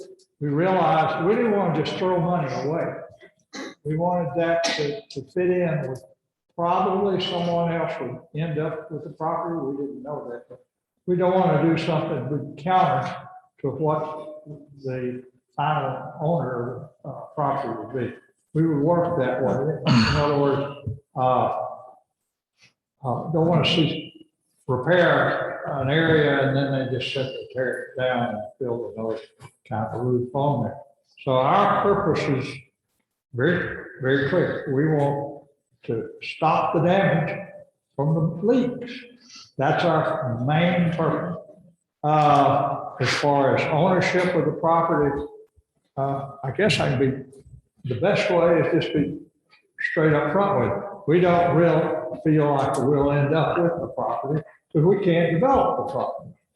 I may be, but that's just the bottom line. Now, did that answer? Yes, sir. I've had a little problem with following. I don't hear well. 85, you know, but somewhere the acoustics just didn't work. This is a tough room right here for everybody to hear in. All right. Okay. So that answered your question? Yes, thank you. Thank you. My next questions are for investment partners.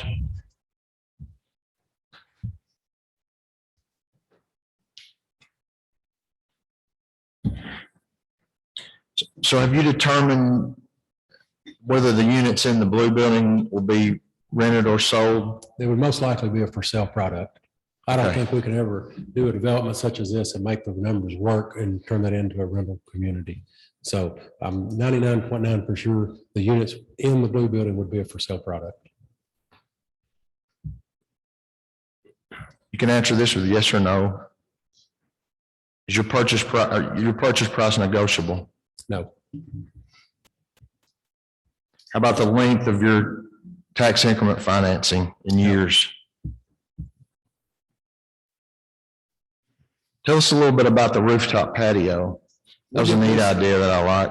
Okay, we did this on, you can go to our website under our experience or under our proposal, we put a link to our website. You can see all of our projects, but we have the apartments I was telling you about that we built on Medical Center Parkway known as the Lofts.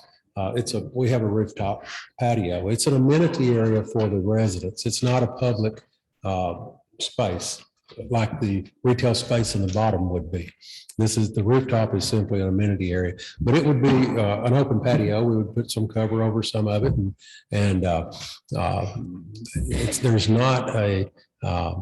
it's not a restaurant. It's not a bar or anything. It's just simply a rooftop. I can show you one. There are 2 of them in Murfreesboro, or 3, but a lot of people are doing this on the urban style projects and on a multi-level. This is a 4-story or 3-story building at that level. And so it's, it'd be a cool feature. But basically for the residents. Yes. Yeah. And we would remove, on that end of the building, there's roof trusses that were added later. Yeah. That was originally a flat roof. Right. So we will remove that and go back with a flat roof and then to create that. And I think you said earlier, at this point, you're not willing to say that even a portion of the lower lot you'd be willing to sell? Not yet? Right now, I think it was just too early. I mean, we've got a lot, this is a big project. You know, we haven't started spending money. If you were to select us, from that time during our due diligence, we're going to spend $100,000. If we can't do the project, we're going to lose it.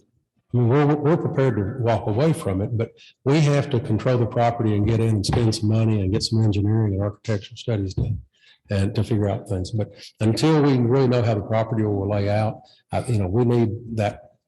I just think that property needs to remain available to us in case we do need it for some of our development. All right, that's all I've got. Okay. How much time do I have? 2 minutes. Hickory Creek.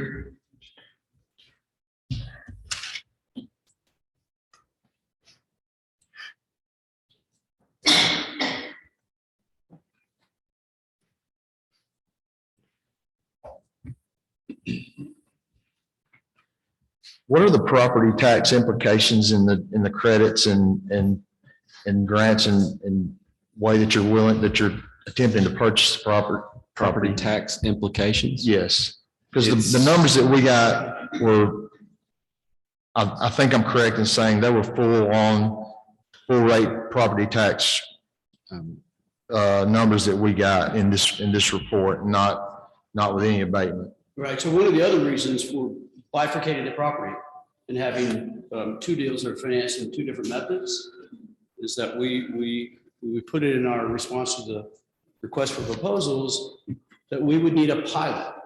That is, some base tax rate that would be consistent for a certain period of time. But the rest of the property, the property owners, the people who buy the condominiums or the townhomes, they would pay the full property tax, whatever it is. Okay. So it's common that affordable housing developments get pilots. That just helps us to kind of predict and lock our taxes in for. And I know we've talked about this, but give us an idea of why you're confident that this deal will work out. Again, it's a game of numbers. It's a game of looking at our competitor counties that Warren's in competition with. We think you can look at it and you can say that Warren County's in 6th place. We feel that Warren County's in 2nd place. And I don't really want to go into detail why that is, but we've seen an angle. It would require some, a little bit of work on all of ours to get it done, but we see a pathway that Warren County can win these credits. Right, but I'm going to tell you something. That's 7 minutes, Mr. Harvey. Where currently I'm involved in a LIHTC project with Mr. Leach. One of my own properties, I'm doing a CITC financing scheme for it. And I'm also involved in 2 market rate deals. One of them was about a $10 million deal and the other one's about $48 million. And of those 3, my preference, if we can close the gap, and there are some gaps with CITC, is to do that route. Because it's more flexible. It's easier to get it done once you get over that hurdle of those gaps. But we're confident we can get this. We just don't know the route just yet. Community investment tax credits are a local state of Tennessee. So banks are required to make these low rate loans in the communities. And that's what a CITC loan is. Those units would be at 80% of average AMI, which is a boost in the rate. I'll have to ask you to conclude your remarks, gentlemen. Right. The project will come out of that within 5 to 10 years versus another 15. Right. Mr. Stacy Harvey, you have 7 minutes. Well, we've heard a lot of, I will address this to both proposals, Hickory Creek Capital Partners and Investment Partners. And we'll answer individually, but it's really, it's the same question. You guys are, Hickory Creek Capital Partners are proposing 2 different mechanisms of financing, either tax credits or community investments tax credits. And your specific proposal requires participation through the Member Housing Authority. That's correct. That's one angle. And then the other angle is that you can achieve a low interest loan through community banks to finance that part. So those are. That's correct, but it would need to be owned by a not-for-profit entity. Understand. But my bigger question to that end is that it appears that your intent, no matter what, is to spin off part of that property. Because your particular interest is the blue building itself, and all of us here have an affinity for that building. That's why we're here. That's why it's not a pile of dust right now. And I'm just kind of curious, how do you envision that process going with bifurcating that property? And All right, so let me clarify something. We intend to be involved in both, not just if it goes off to somebody else. What we said was we'd like to have a local partner, boots on the ground, somebody knows the processes and it could be here daily. When we might not be able to because we're up the mountain. I Does understand. that answer your question? It does, yes, sir. Mr. Kirby, on to the same vein as far as your financing, I've done a little research on TIFs. And there are many different ways that TIFs can be done. They're accrued. And basically, MTAS did a study that basically said that they're ideally used as a way to attract new development and generate new revenues. But basically, they're infrastructure based. So with a TIF on this particular property, my concern is that it's primarily residential. We have, if I'm not mistaken, 1,250 square feet of commercial in that 1,250 square feet. Is that what you're hanging your hat on as far as mixed use, that 1,250 square feet? That's the only portion of the property that would be commercial, if Okay. that's your question. Yes, it does. Okay. But, to use TIF, the way I understand the TIF is the money is accrued. You would pay the tax. Well, there are many different ways, but one of the ways is that you would pay the taxes in as they accrue, and then they are actually paid back to service your debt. Is that correct? Well, Lake understands the TIF more than I do, Okay. but it is correct. We pay the taxes annually and that money is used to service the debt. Above the base rate, because your proposal specifically. Over the base. Right, so you have the base rate, and whatever the base rate is now, lock in for the 20-year period. Correct. And then in an incremental fashion, your tax payments to the city and county would increase. Those monies would accrue with the county, and at a certain date, a portion of that money would revert back to you to pay your debt service or to reimburse you for expenses already incurred? We would work with the state as part of the economic impact plan. You set that up in the plan in the beginning, and you can do multiple different ways. You can do like a pay-as-you-go, a one-time, or at the end. But it does include money being put back, basically tax revenue diverted to the developer of the property to reimburse them for some of their development expenses. Correct. Okay, I wanted to be sure that that's correct. And this question it's not really a question, it's just a general statement. Most of the time you see these on commercial properties. And your statement earlier was that Warren County just did its first one with the Hampton Inn out here. Well, that has revenue streams for the city and county outside of property tax. Hotel motel tax, sales tax, there are other revenue streams besides property tax. I'm a little bit perplexed that we would consider a TIF for almost straight residential property. And I'm concerned that sets a dangerous precedent for any further development in the city or possibly even in the county, that any developer in the future to do residential would then come to us or the county and request a TIF when we have such a small percentage of the overall square footage of this project being commercial, whereas 100% of the square footage of the Hampton Inn is commercial. And I just. The TIF isn't designed just for commercial. And it doesn't have to go directly to infrastructure. I'm sorry, you're talking over each other. It doesn't have to go directly towards infrastructure. We work with the state and set the economic impact plan, and we direct that in designated TIF zone, which would be the property. So it would go to any private development on that property itself. Right, I understand that. So it doesn't have to be used for water and sewer. It can be used for any improvements there. But the quandary that I find myself in is if the property taxes are, what revenue share do you foresee this happening with a TIF? Because it is split between the governing authorities and the developers. What percentage of these property taxes that are anticipated to be 140, county and city now, 100 by this economic impact study, $143,366, and over the 20-year TIF period is $2,867,320.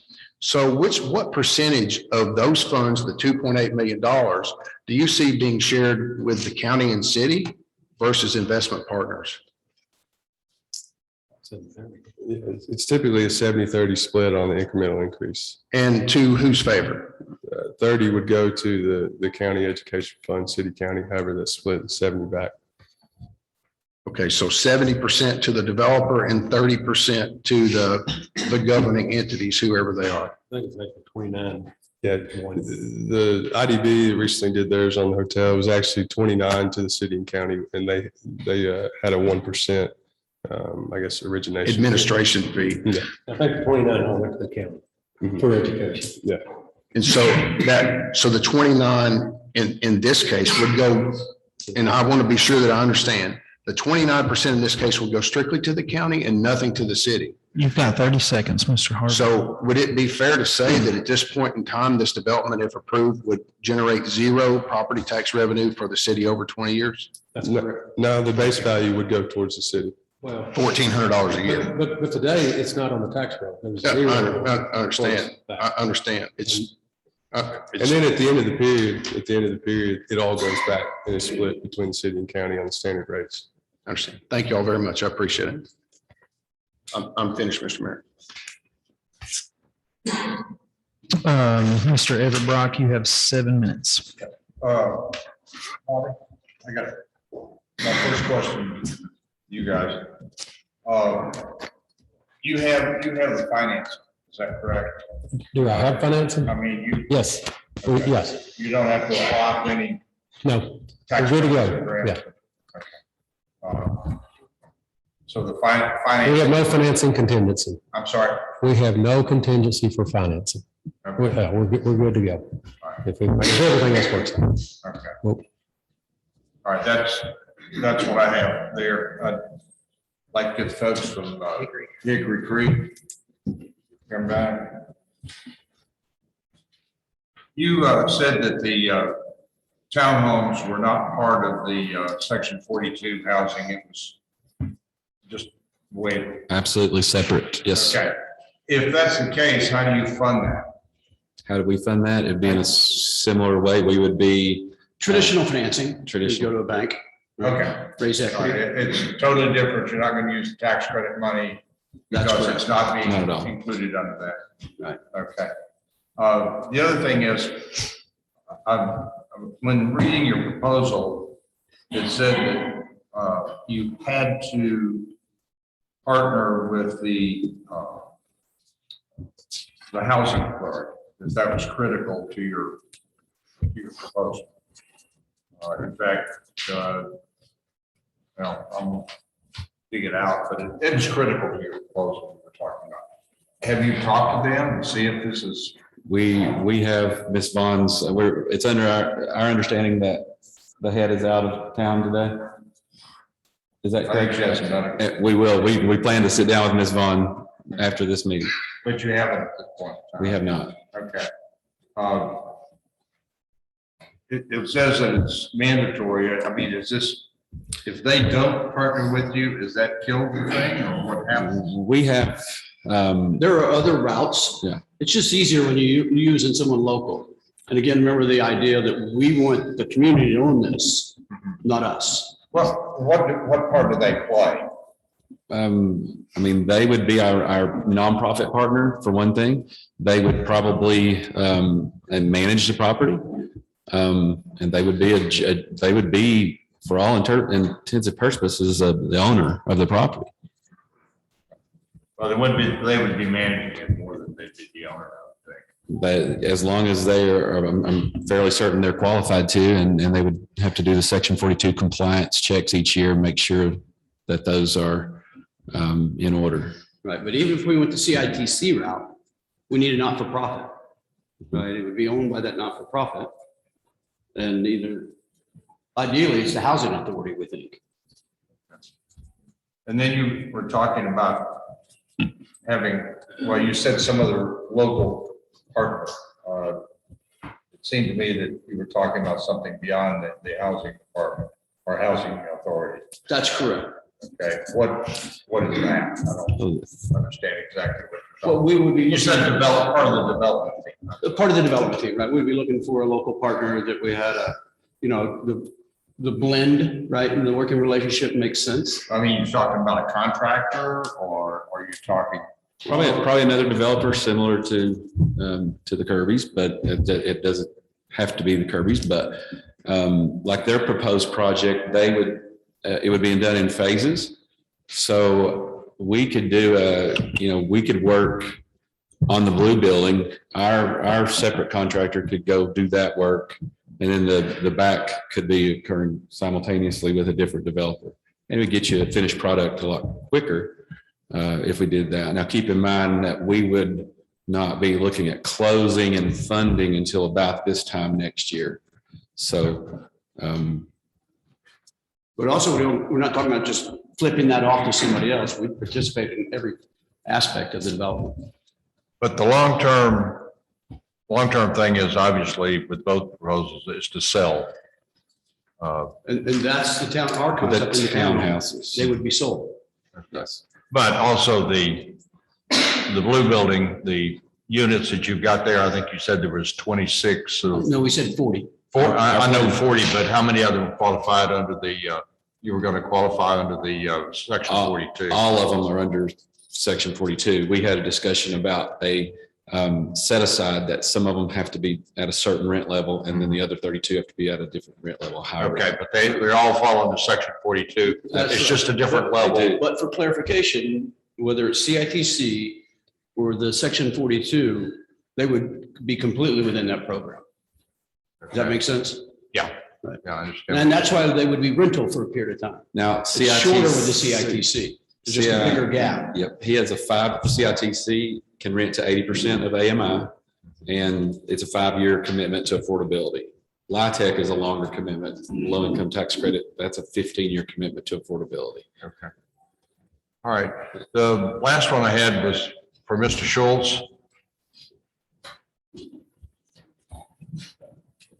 I guess the thing is if we don't pick your proposal, are you happy with either one of the other two proposals that are out there? Yes, I'm very happy. Our group is very happy to see these two groups in the bidding process.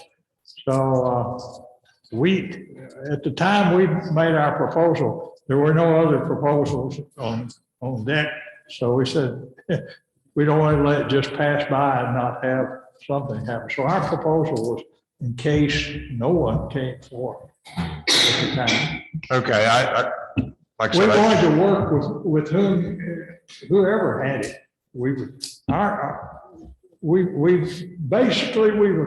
accomplished what we were after. A few years ago, we wouldn't be here talking about saving the blue building. They were talking more about this demolition. So Okay. we're very happy to have this situation. We're a part of this. We look at ourselves as part of a team.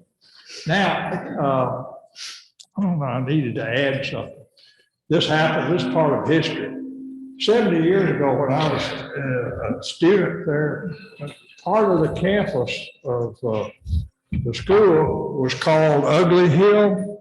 I need to ask you to conclude your remarks, Dr. Schultz. I'm afraid we're done.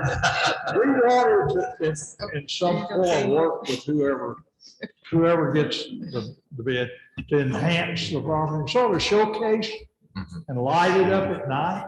Well, I appreciate it. That, all right, maybe that's it. Does that answer the question? That does. Thank you. Mr. Sepman, you have 7 minutes.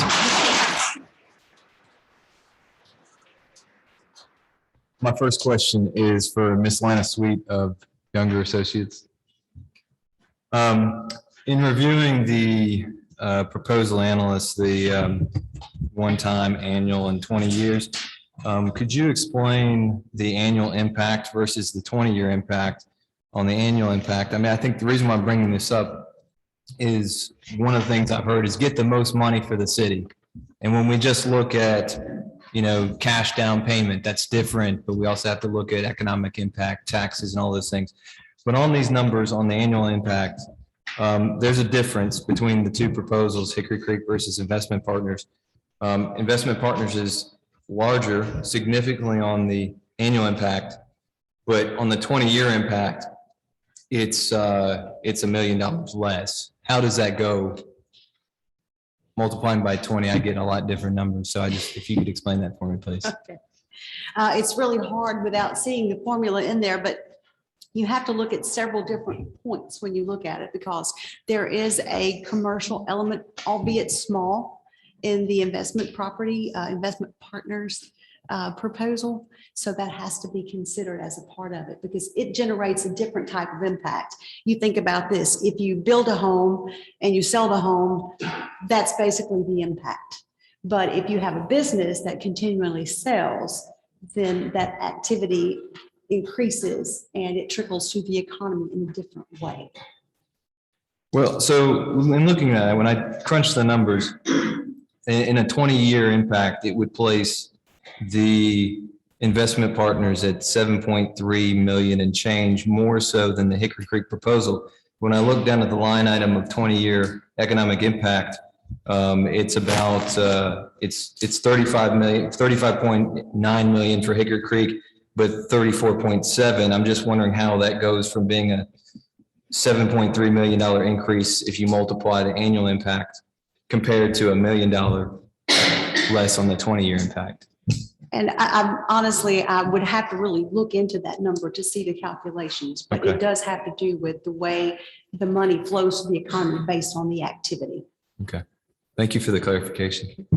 My next question is to everybody that's been in the audience and very patient. You will have the opportunity to make comments, but not necessarily ask questions. So is there anybody in the audience that has a question for one of the proposals?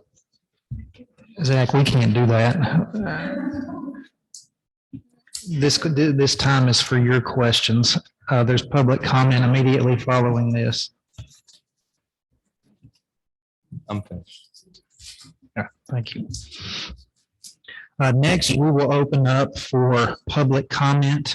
I would ask that any member of the audience that wishes to address the board or any of the respondents to please keep your remarks to about 2 minutes. So please, anyone who wishes to address the board, step to the podium and state your name for the record.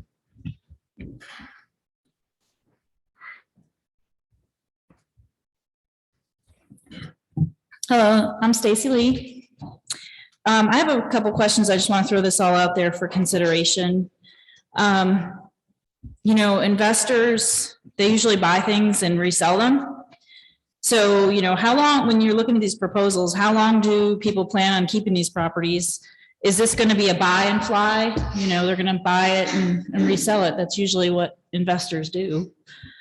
You know, and how is that going to change the property over time if somebody else buys it? You know, if you're talking about rentals versus condos that people own, how is that going to change it? And if you look at past performance, maybe of some of the people who've made proposals, they may turn these properties around pretty quick. So you might want to look at past performance of these companies.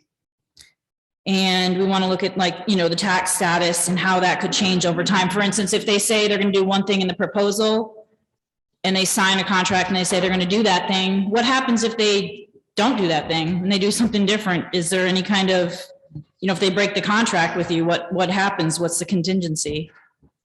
If they're going to have condos, what's the average price of these condos going to be? Also, when they sell condos, they make a commission on the sale of every condo that they sell. So we want to look at that too. Where's that going to go? I mean, obviously, private business is private business, but it's just something to think about. And, you know, when you're talking about the vinyl company, that's a local company that has roots in this community, you know, versus, like I said, investors looking for quick money.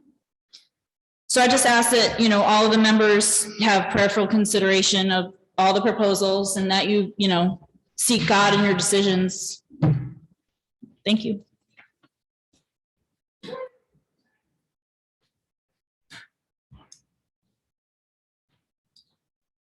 I'm Chad Graves. We opened the pharmacy just one block away from this proposed site.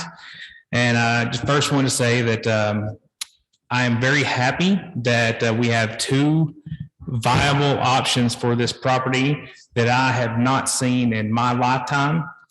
So I would be very happy with something that happens to this property, whether it's either of the proposals, but I feel like it's a good thing for our city. I would have liked to have seen the upfront investment a little more from the investment partners, but also I also see that the other proposal is very much contingent on getting tax credits that we do not know if we can get or not. So those are my comments. Thanks.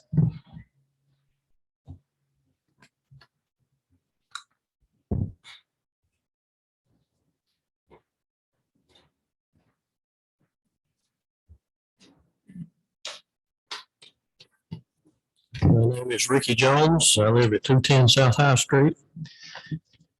I would like to say there's a very desirable proposal by the Knoxville Group. I appreciate them going to the effort of describing. We don't have any drawings to go by, but especially like the idea of the townhouses complementing the adjacent historic homes that they list on page 7. It's very important for our neighborhood to have something that complies with what we have there already. Well, I do have a problem with their purchase price. It says $1 million or other amounts is agreed by both parties on page 12. I've never seen that in any kind of bidding or to buy anything. Doesn't make sense. I don't think that would be valid. Also related to the price, it says the city states the property is to be sold as is. But yet on page 13, they want the taxpayers to pay for repair or patch of the roof.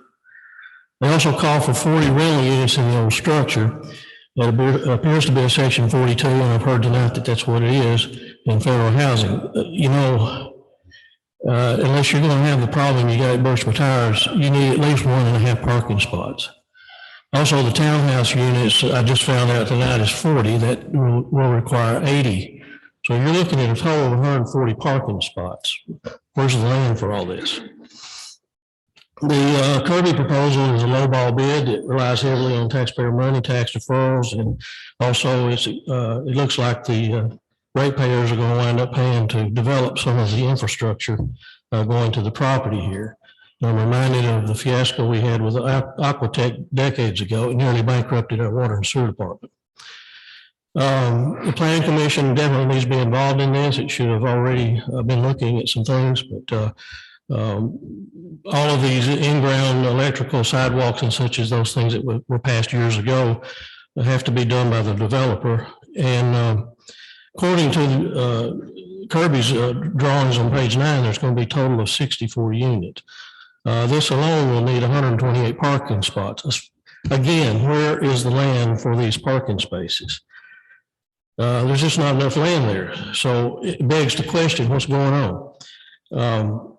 Also, I'm very concerned that we have a sitting alderman whose husband is involved in the partnership of one of these proposals. And we also need to look at where is the land coming from. We've got 2 aldermen here that have land. That's 2 minutes, Mr. Jones. So I have very deep concerns about this. I don't think that as time goes on that this is actually going to come about. And I'm sorry to say that. But I think there's other things going on here. Thank you.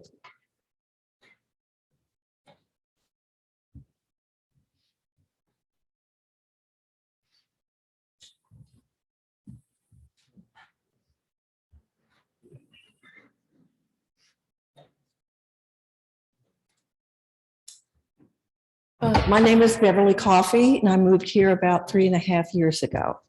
So the blue building doesn't have the same historic, but I do love this historic nature of this town.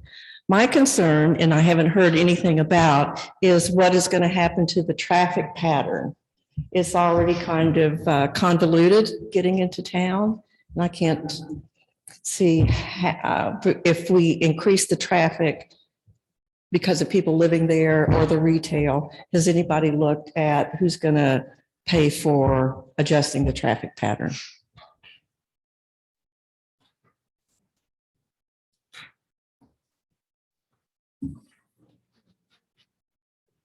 My name is Leah Edwards. Most of y'all know me. I live on South High Street. So this is real important to me and my family because I'm not for government housing on my street. And I'm sorry to say that, but I'm not. You can look at the impact of other people's properties that are sitting next to government housing, and they will tank your property values. And I didn't move there to have that done to my property. So keep that in mind when you vote.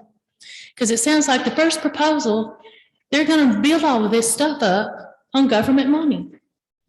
And it also sounds like the second proposal, the city doesn't make any money.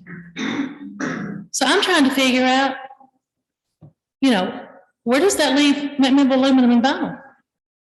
Because nobody is asking about their property and about their business and how they're going to get their stuff in and out.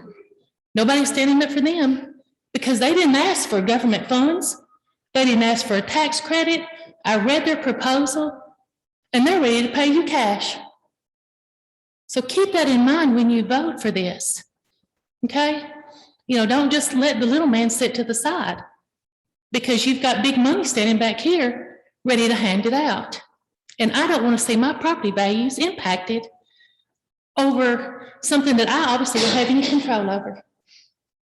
But I would really appreciate if you keep that in mind for the citizens who live on that street. We don't have enough, you try to back out of my driveway right now, and I have to sit there and wait. What's it gonna look like if you put all those units in that property? Please tell me that, because I won't be able to get out of my own driveway. There'll be too much traffic. People walk up and down that street because they use it part of the greenway. Are they still gonna be able to do that with the traffic? Because sometimes I get out of my car, I think, well, good God, here comes a car. I'm probably gonna get run over on my own sidewalk. Because nobody's watching that.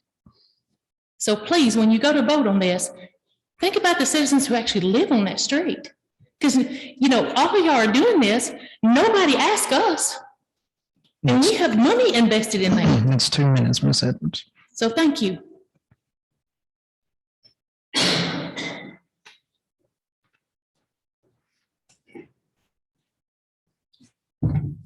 Good evening, Ben Newman, live on Ridgecrest at 633. Appreciate you having this tonight. Allow people to come out and speak their mind. And I'd like to do that. The blue building is something that the city has tried to preserve for a while, and I think that's a good idea. If you look around at other cities, they've done that too. People have preserved those buildings. So I'm really glad that this board is doing that and continuing to do that through some of these proposals. Now, that lot is one of the best lots in town. It's a great piece of property. It has a great view of the iconic Ben Lomond Mountain. It has walking distance to downtown. And I think that McMinnville has a great opportunity here to fill that building and the back parking lot with people who can really benefit downtown. And I think that can be done best by the investment partners. What they're proposing to do is sell these things to people that have incentive to keep the buildings up, to keep them looking good, people that have the income to support the downtown businesses that have spent a lot of hard-earned money, sweat and tears going downtown to continue their businesses. So I think that building these, as the investment partners have asked to do, is the best for downtown. It's not just the short-term best, it's the long-term best. Set aside the taxes, these guys are both going to use some type of tax freeze. Think about the commerce that'll come from the incomes of the people who are buying their homes. If you look at what the Knoxville guys are doing, 20% of those units are going to be filled with people with an income of $12,000 or $20,000. That's 40% of the units will be filled with individuals that have $13,000 in income or $24,000 in income. There's a big difference in income disparity there. Not saying that public housing is a bad thing, it's just not right for this particular property. There are other properties that public housing can go on, and this property, its best use is not for that. So I would ask that you please vote for the investment partners in going forward today. I think that some of the financial considerations on the analysis that you have don't necessarily reflect the commerce that will come Yes, 2 minutes, Mr. Mayor. downtown with the investment partners property. Thank you.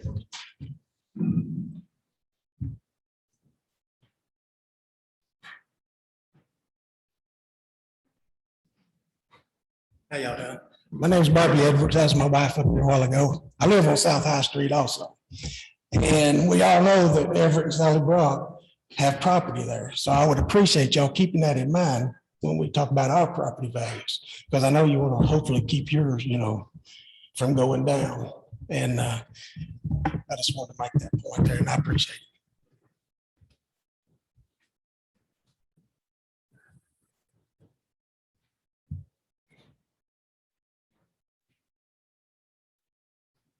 it. Does anyone else wish to address the board? Hearing no further comments, we will move into the discussion by the Board of Mayor and Aldermen. I will now open up the floor for discussion, but I ask that each member of the board please wait to be addressed before speaking. Who'd like to lead off?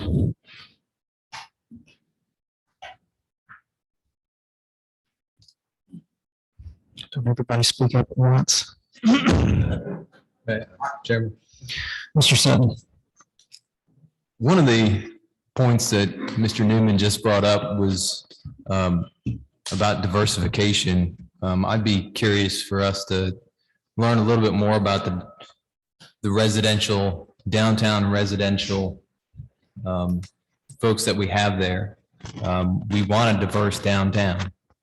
And I think his point about the need for public housing, we do have a need for public housing. So I'd like to know what other projects we have going on to develop greater public housing, because that is a need.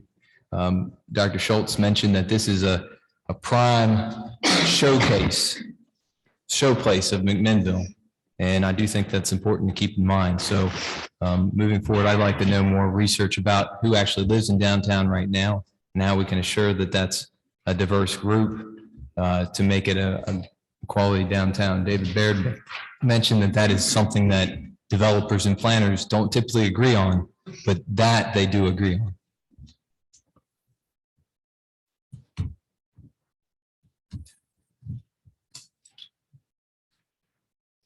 Mr. Stacy Harvey.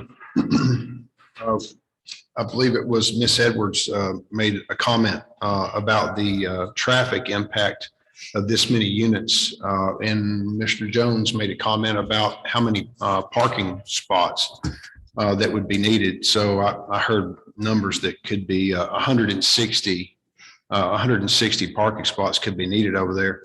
Well, where you have a parking spot, you have a vehicle. And to her point about the traffic, I believe that before we take any vote on this, that we should have an impact study on the neighborhood, on the traffic flow, to determine what type of impact this intense density of residential development will have uniquely on the people on South High and Colville Street.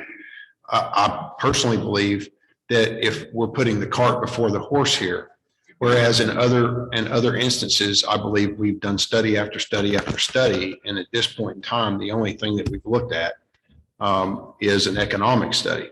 I believe the economics are important, but I believe that the physical, actual impact to the residents surrounding the community or that particular site is of extreme paramount importance to the economic impact. So I'm going to ask the board at this time to consider an impact study for not only traffic, but emergency services. I think that we need a 360-degree study on how this this density residential, this high density residential area will, depending on which proposal is accepted, and also I want to make sure that everybody understands we don't have to accept any of them.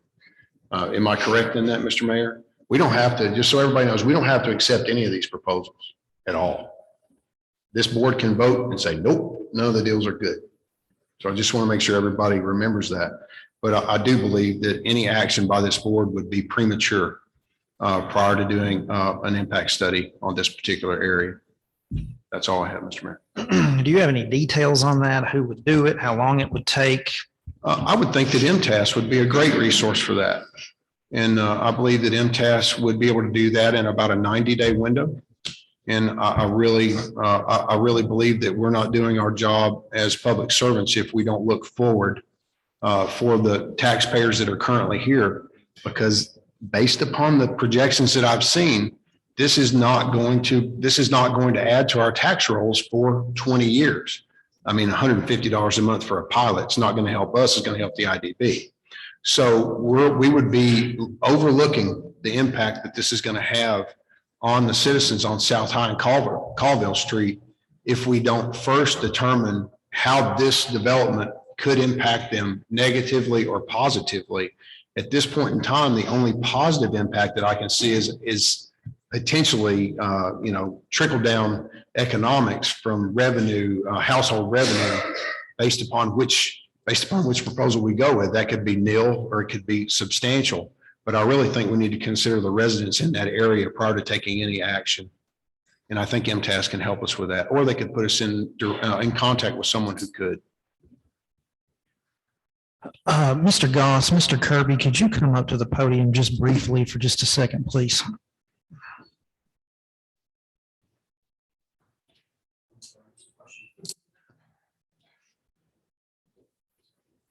Mr. Kirby, I'll ask you first.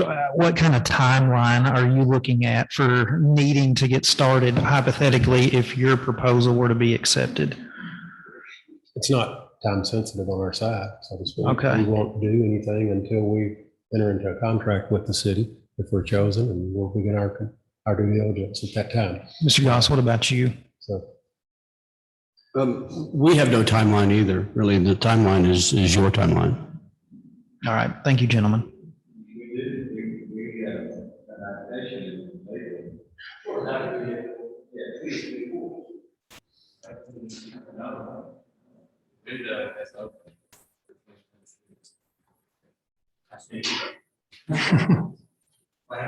That's why we're here. I mean, there's a limit. Mr. Steve Harvey.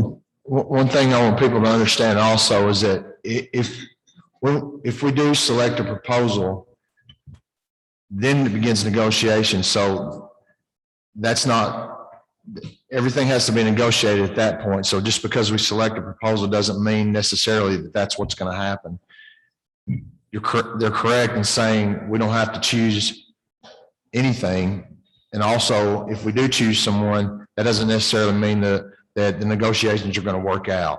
So I just want everybody to understand that. And also, the biggest thing I've got, would like to get more information on is the numbers that we have, the very bottom line for direct city and county property tax generated. Those numbers are very misleading because neither proposal is going to be paying that much in property tax. And I would like to get some kind of idea on if we go with what they're proposing, what the actual property taxes would be compared to each other. And we don't have that right now. Mr. Harvey. Steve, I believe I asked specifically Mr. Kirby, and Mr. Kirby stated, and please correct me if I'm wrong on this because I don't want to misquote you. But in his proposal, the base tax rate right now, and now, if I'm not mistaken, that is what it's currently on the tax rolls for, not the appraised value that we had for Mr. Hastings. Shirley, am I correct on that? The base tax value that's on the property right now on the tax rolls, even though we don't collect our tax on ourselves, would that be the taxable base rate that would be locked in on a TIF right now, Mr. Kirby? That's correct, but since it's probably lower than that will something come up. Okay, so in order to answer your question, I think that's part of it. The sales tax or the property tax collected would be minimal. And I believe, Mr. Kirby, when I, Property tax. Well, we would pay for property tax, but city would receive. that's correct. So the net impact for the city, by my understanding, is the only thing that we would receive for a 20-year time period in the city would be the base tax that it, whatever the value is currently established. I'm a little gray on that area. I'm sorry, Mr. Purtle answered the question. It's zero currently, and that would continue for 20 years. After the 20-year TIF matures, then the value of that comes back on the tax rolls. I don't think that's correct. I believe that the appraisal on the blue building is $622,400. So the base tax rate would start there when the property is transferred. And anything above that after the development would go towards the TIF. Okay, and just, I want to be sure that I want to be sure that I'm not confusing the issue here, and you get your questions answered, and I further my understanding as well. That if the base value is $600,000, then whatever the applicable base rate, 1.8497 at 40% would establish the base rate right now. The only thing that I understand that the city would collect would be 1.8497 on 600,000 at 40%. So call it $3,000 for 20 years. At the end of 20 years, when the TIF expires, then the city would get whatever the tax rate is at whatever the percentage of value. That's the way I understand it. Is that clear that up, Steve? Yes, but we also need to know that same information for Hickory Creek proposal, which we don't have that either. But you would also need to consider the economic impact of the people who live in those units. They're going to shop here, they're going to eat here, they're going to purchase things here. So again, the numbers are misleading because it's only showing what's generated by the building and the renovation itself, the project itself, not, I guess, external or other economic factors. One of the things, if I could, from younger, right? Could I ask you a question? In all the financial evaluations you did, were the sale of the apartments or condos or whatever you want to call them, was that taken into account at all about the money? Yes, it was. We used the sale price, projected sale price, as the value that would be on the tax rolls where the privately owned homes would be paying taxes. Okay, because one proposal, everything in the blue building is going to be rental property. Townhouses would probably be sold. On the other proposal, everything would be sold in the blue building. And was that distinction made between the two proposals? The way the analysis is set up now, they both have a component that is rental and a component that is for sale, privately owned homes. Both of them have a number One of proposal units. wasn't a rental, it was all. Well, I believe the way the proposal reads that some of them were for rent. Because if you think the section 42 homes would be rental. No, I'm not talking, I'm talking about the other proposal from Investment Partners. They have some that are rental and some that are. Okay, all right. I thought you said that there was no rental. You wanted to sell everything, but. Okay. I think that they I'm said just worried about the impact. I think that they said that they had a number that could be maybe short-term rentals, maybe just a very small number of units. May I say something about the TIF while I'm here? Sure. I think there was a question about that. And I am not a legal expert, but I do work on TIF projects pretty much every day. Typically, the way those work, just a quick definition, if I could say a little word here.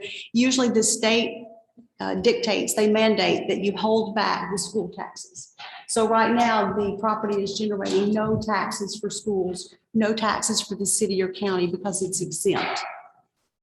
When it goes into a TIF, they are required to pay the school taxes. Those have to be held back. Those are the first things. Then only a portion of the remaining balance is designated to the TIF. Typically, that would be something that you negotiate with whoever that you are entering a contract with for a TIF. So there would be some tax revenue generated because not 100% of the taxes would be designated. I don't think it would be zero.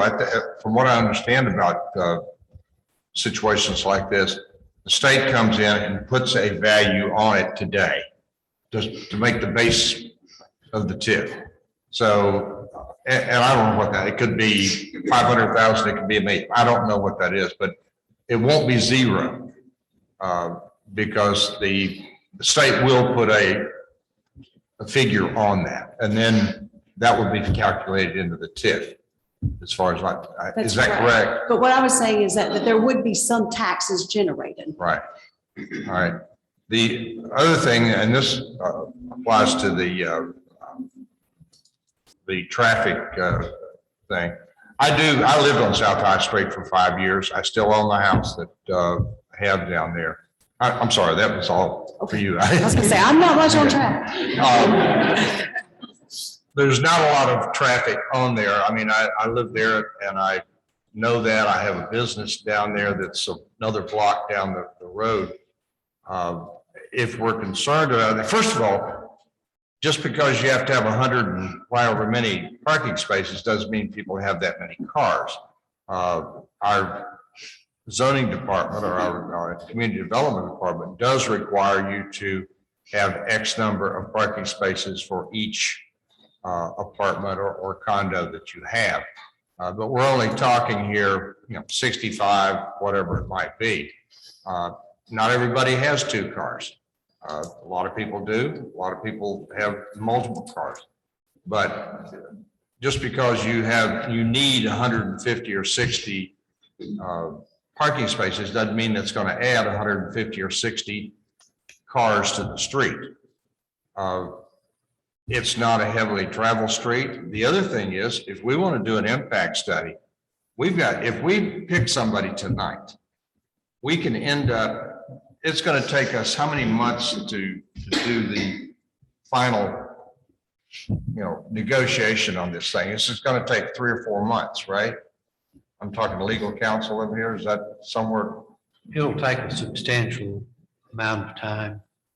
I won't say 60 or 90 days, but if we worked hard at it, it's definitely going to take 30 to 60 days, I would think.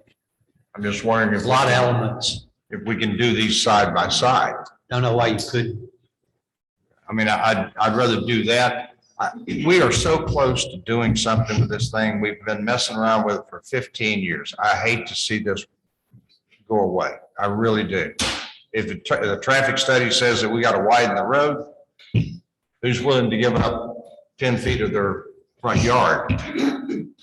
I'm in the same position everybody else is down. I'd like to let Zach have the floor, please. We've been working on some other projects in the city. One namely is determine the mission and the vision of the Park Theater. And we are balancing out our community needs with it, as well as generating money for the city with the Park Theater and for downtown. One of the things that we don't have, and we have limited access for, is places to stay. We have the Hampton Inn that's about to open up, which is wonderful. But in terms of, it is open. But one of the things that we don't have is a lot of places downtown. I would imagine that, we talk about other areas of income. Airbnb, we now have tax on Airbnb. Just in y'all's history, you have an experience. You all have multiple buildings that people own privately. How many of those do private owners turn into Airbnbs? If you have a building with, this is going to have 24 units, how many of those do you think would be turned into Airbnbs by private owners?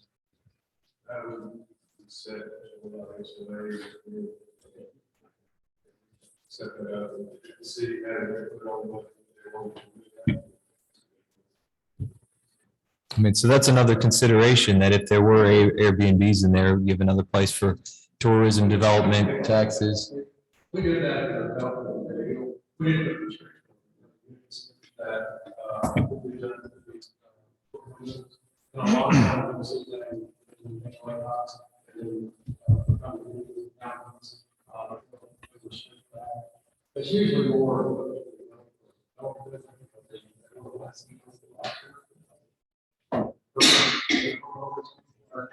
That's interesting. Certain words for yourself. Resell condo and certain low pro do a lot of the so that is something. Seem like a good road. That right? Strict that.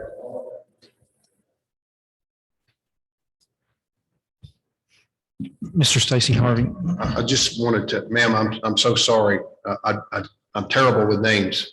But to your point earlier, when you clarified that there would be tax generated from this, I just want to be sure that it's understood by the attendees that the 29% tax that would, the 29% of the accrued tax that would go to schools, that goes to the county, not the city. And that would be established off the base tax rate that is currently $600 and something thousand. And let's just say, for instance, it was $5,000 at property tax. 29% of $5,000 would go to the county yearly for 20 years. So 29% of $5,000, $1,300, $1,400. Those are the dollars, to your point, I believe, just for everyone here to understand.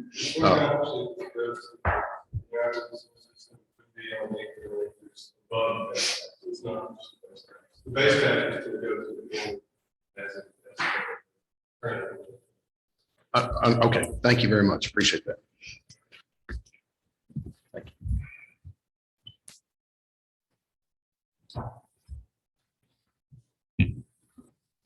Does any other member of the board have any questions or comments? Hearing none, we've absorbed a lot of information tonight. So I guess now it's time to discuss next steps. What are the wishes of the board in terms of where to go next?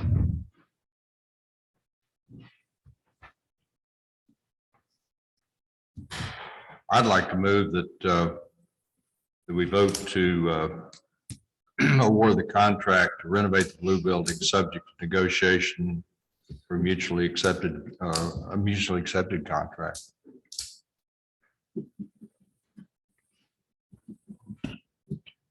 There's a motion on the table. I'll second it if nobody else will. Second.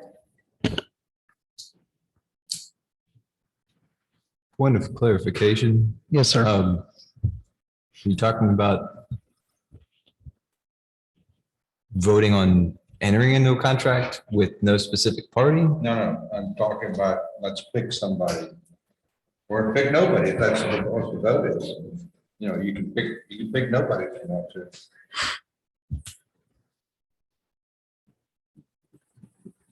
I'm just saying the contract would be whatever the mutually accepted contract would be on whoever take if we pick somebody.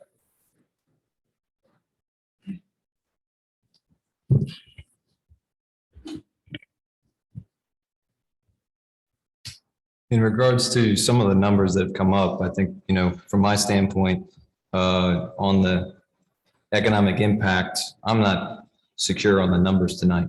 And I think we have a lot of information to digest as well. I would like a period of time for us to get the numbers. We can, do the diversity study as well. Also look at other projects we might have for other sorts of housing needs that we have. And that way we can make more of a thorough assessment of this. What other numbers do we need? I mean, we've got pages.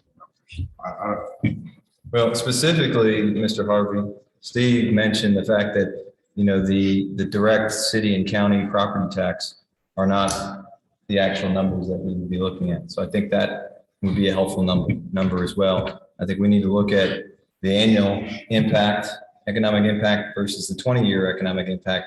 Those numbers don't add up to me. That needs more clarification. Yes, ma'am, you can step to the podium.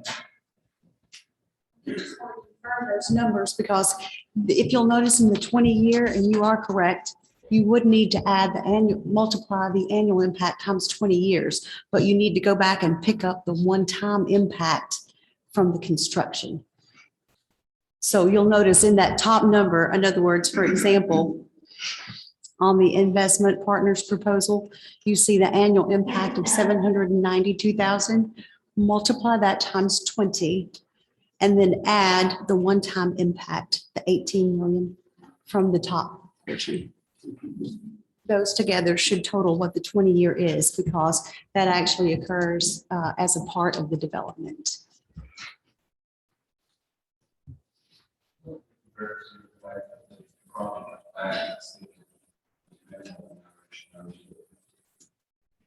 That's correct. Yeah.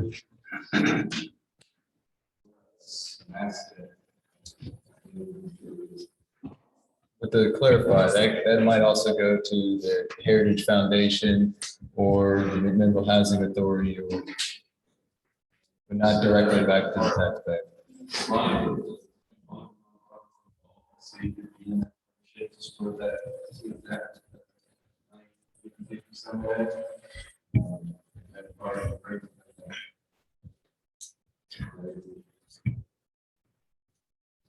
Would that not remove the building from tax rolls?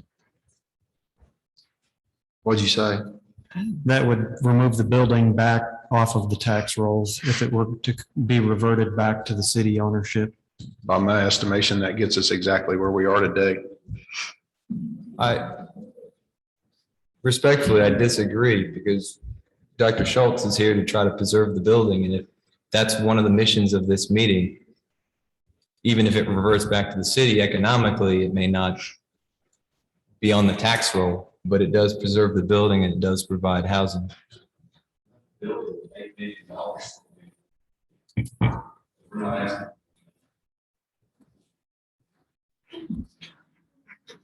in that regard, I do agree with Everett that we should move forward.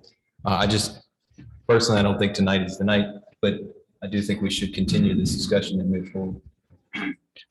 I have, I guess, 2 points to make. One, Ms. Edwards, I'm going to have to disagree with the vice mayor about the traffic on High Street. That street is much more heavily traveled than it used to be, as people from the Newtown and Westwood areas use that as a cut through to Chancery Street. And I run that street several times a week and frequently see people driving above the posted speed limit. But the point I'm getting to is Mr. Stacy Harvey's, while there is definitely merit in an impact study in regards to traffic, I think that may set us back, one, but then I guess the question is, what do we do with the information? I mean, is it going to halt one of these other two proposals? And I don't want to see that happen. And then in regards to Mr. Sutton's about the diversity study, again, what will we do with that information? To expound upon what Mr. Brock said just a few moments ago, we're this close to having something done with this property that has been a goal of the cities for years and years and years. And right as we're at the precipice, let's do some more studies. And we have done study after study after study on this property. And is that the route that we want to go right as we're about to make something happen with the property? Yes, sir. I don't think a study of the diversity of residential downtown would take long. That's something I would imagine if I can ask, the community development department, how long would that take? And how, in terms of how it would impact us, I think it's certainly something to consider that we have two separate entities going in, and it would allow us to determine our makeup. They definitely have a different. As far as reporting back to the housing within the downtown area, the next board meeting that you have, I believe is next Tuesday, we could have something at that meeting that would show that. But I have to say, what again are we going to do with the information? Mr. Mayor, if I might address that. Yes, sir. According to MTAS, and this came directly from the website about the normally applicable TIP Typically, the TIF is used to address issues such as accessibility, roads, streets, and that. So what we can do with that information is determine what, if any, cost would need to be incurred to address the specific situation that Ms. Edwards brought up and that you have also reiterated. That information could then be applied to this TIF. Now, therein lies another question. If that overhead is laid into this TIF, exactly how does that affect the financial viability of the project from an investor standpoint? But the bottom line is this place still has neighbors. Sure. I guess to that point though, and I kind of see no matter what goes there, whether it's a grocery store, apartments, housing, a park, a pharmacy, a business, traffic's going to increase on those streets. So I just see, I mean, not to discredit the point, but it's just, there's going to be traffic no matter what. And if something's getting developed there, the traffic's going to increase no matter what. So I guess that's just the point I'm trying to make. Well, right now we have a motion and a second on the table to enter into an agreement with one of the four proposals. Yes, sir. And that motion is for tonight. I believe, yeah. Can I say one more comment? I agree with Zach. I mean, we've been bombarded with information tonight. My simple brain's having a hard time processing it all. We got a lot of stuff on Friday that we just looked over. And I thought I understood it all. And then we learned a whole lot of stuff tonight from citizens, from all the developers. Personally, and we got two birds in the hand right now. I mean, really good ones, and I don't want to lose either one of them. But I also want to back up my decision that I make. And I'd like to have one more meeting to make my decision. That's just, look, I'll go along with what everybody says, but I'd rather wait one more time.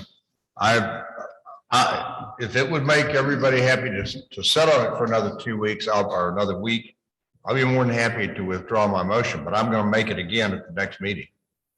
A week is fine. I just, like I said, there's a lot we've taken in tonight.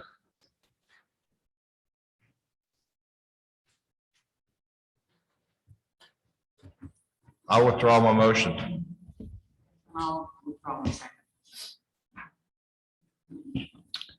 So right now we have no motion on the floor to take any action this evening. So I guess, Steve, I'll ask you for a motion to defer any action until at least our meeting next week. I'll make that motion to defer any action until next week. Okay. I'll second that motion. Have a motion to defer any action on this subject until our next scheduled meeting next week by Mr. Steve Harvey and a second by Mr. Stacy Harvey. All in favor? Aye. Motion passes. Having no other business to come before the board this evening, we will stand adjourned.